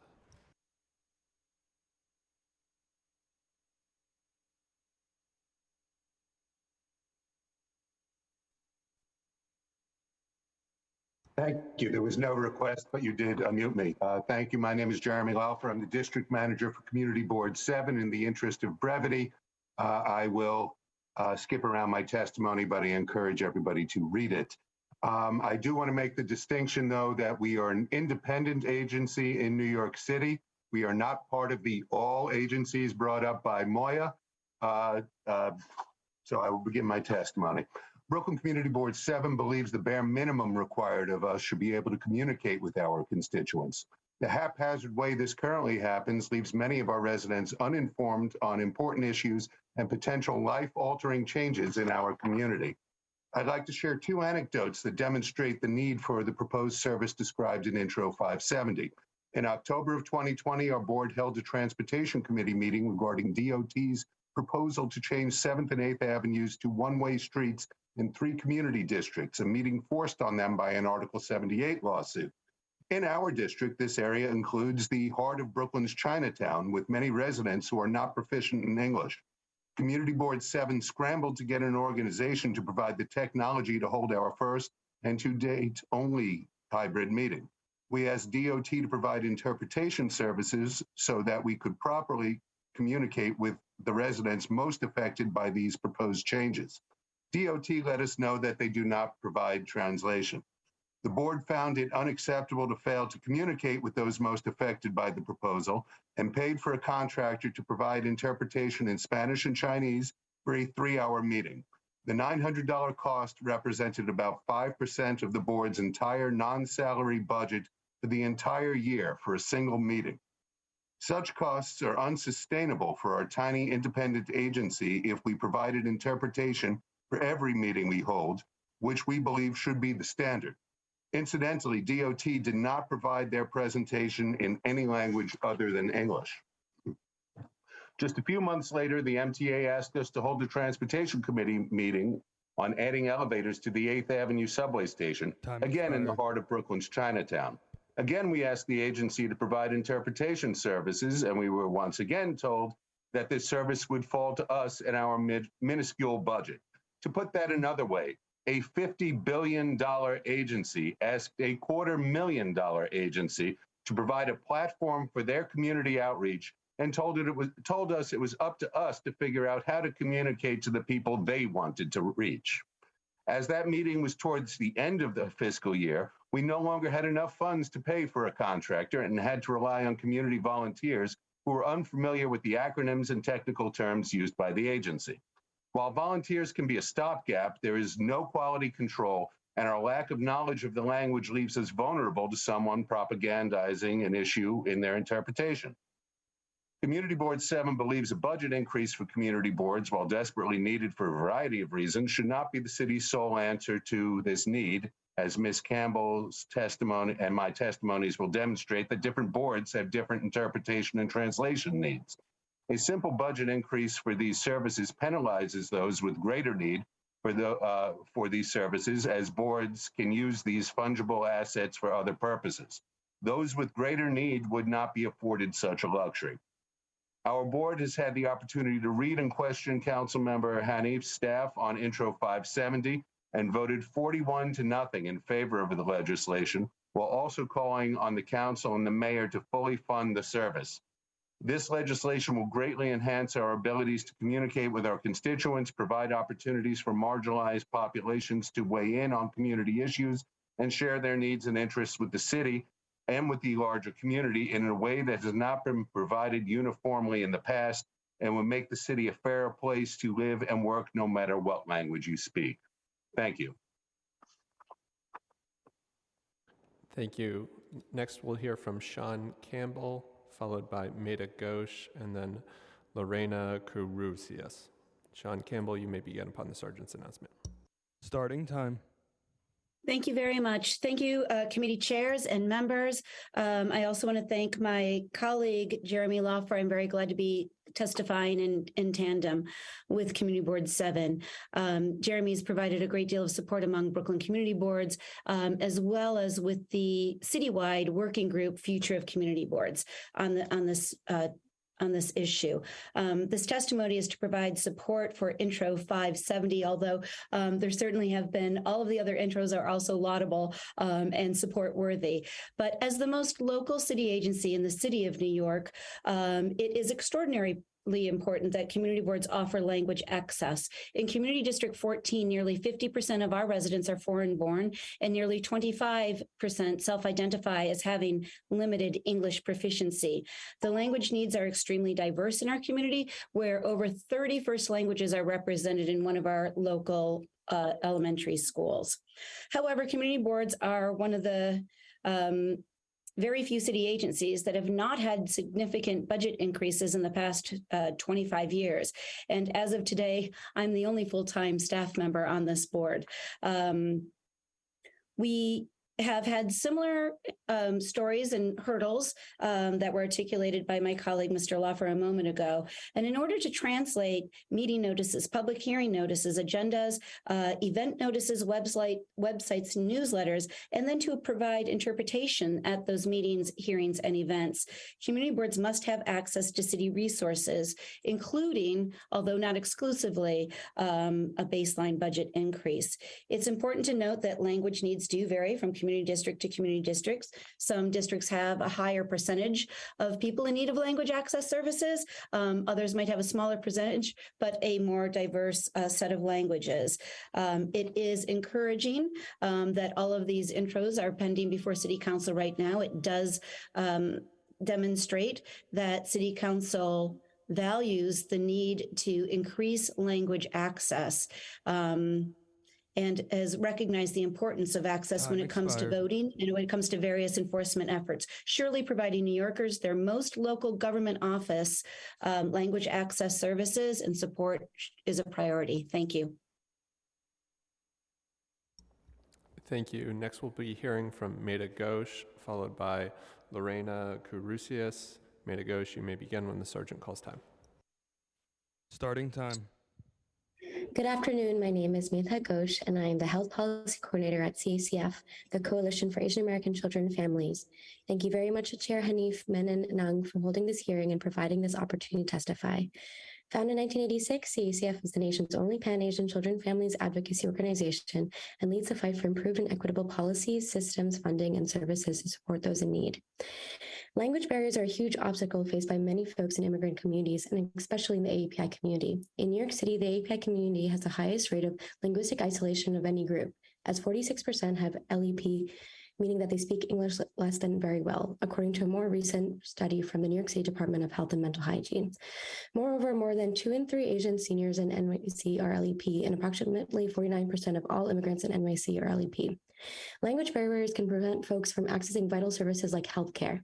Despite there being 76 language access policies targeting healthcare settings in New York, we have found that many LEP patients still report facing difficulties like being unable to find an interpreter that speaks their dialect or being unable to fill out paperwork because a translated version in their language does not exist. A language of linguistically accessible services in healthcare settings can have grave consequences. 50% of adverse events that occurred to LEP patients in U.S. hospitals were likely the result of communication errors, and nearly half of these events involved some form of physical harm. In response to this, CACF's campaign, Lost in Translation, aims to ensure that New Yorkers have equitable access to linguistic and culturally responsive healthcare services. Over the past 2 years, CACF conducted quantitative and qualitative research to identify the key barriers that LEP New Yorkers face in healthcare settings and identify corresponding recommendations. For this campaign, we conducted a focus group with patient navigators to better understand the experiences of LEP patients. One navigator stated, "A child was asked by a doctor to interpret for his mother.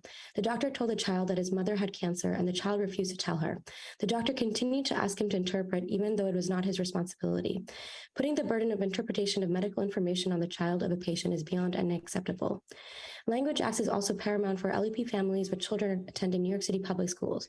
During the pandemic, the DOE struggled to communicate with LEP families, often deprioritizing translation of key policy announcements such as obtaining or troubleshooting devices and Wi-Fi, which often only took place after community-based organization intervened. Policies were announced in English first and translation published later on, rather than concurrently, meaning that LEP families had less time to understand adaptive changes if they were even able to access translations. I'll skip to the important part. As language access is a critical issue faced by many New Yorkers, CACF is in full support of Councilmember Hanif's Intro Bill 570 that would require the creation of an Office of Translation Interpretation within the Office of Immigrant Affairs and improve local access to quality language services. In addition to Councilmember Hanif's Intro Bill 570, we are also in support of Councilmember Brewer's Intro Bill 382, Councilmember Ung's Intro Bill 697 and 699, as well as Councilmember Menon's Intro Bill 700. Overall, we see a need for more intentional collaboration between the city and CBOs to better identify language access gaps in our communities and to find and implement solutions that will have a direct positive impact on the well-being of our communities. Thank you very much for your time. Thank you. I'll now call on Lorena Kourousias, and I believe that will be our last panelist. So if there's anyone on the Zoom who's waiting to testify, please use the Zoom raise hand function. If there's anyone here in person, please speak to the sergeants. Lorena Kourousias, you may begin when the sergeant calls time. Starting time.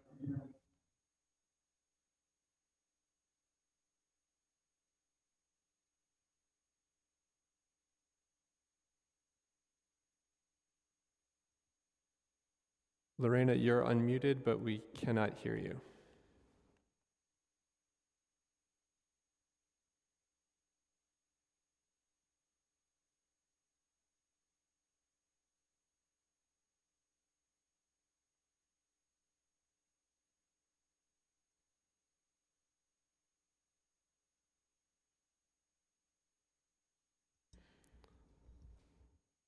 Fortunately, we're not getting any audio from Lorena. Chairs, I don't see anyone else in the Zoom with a raised hand. I don't think we have anyone else in person who signed up to testify, so I'll turn it over to you to close this out. I just wanted to make sure that Medha gets us the Lost in Translation report so that we can take a closer look. Thank you for testifying.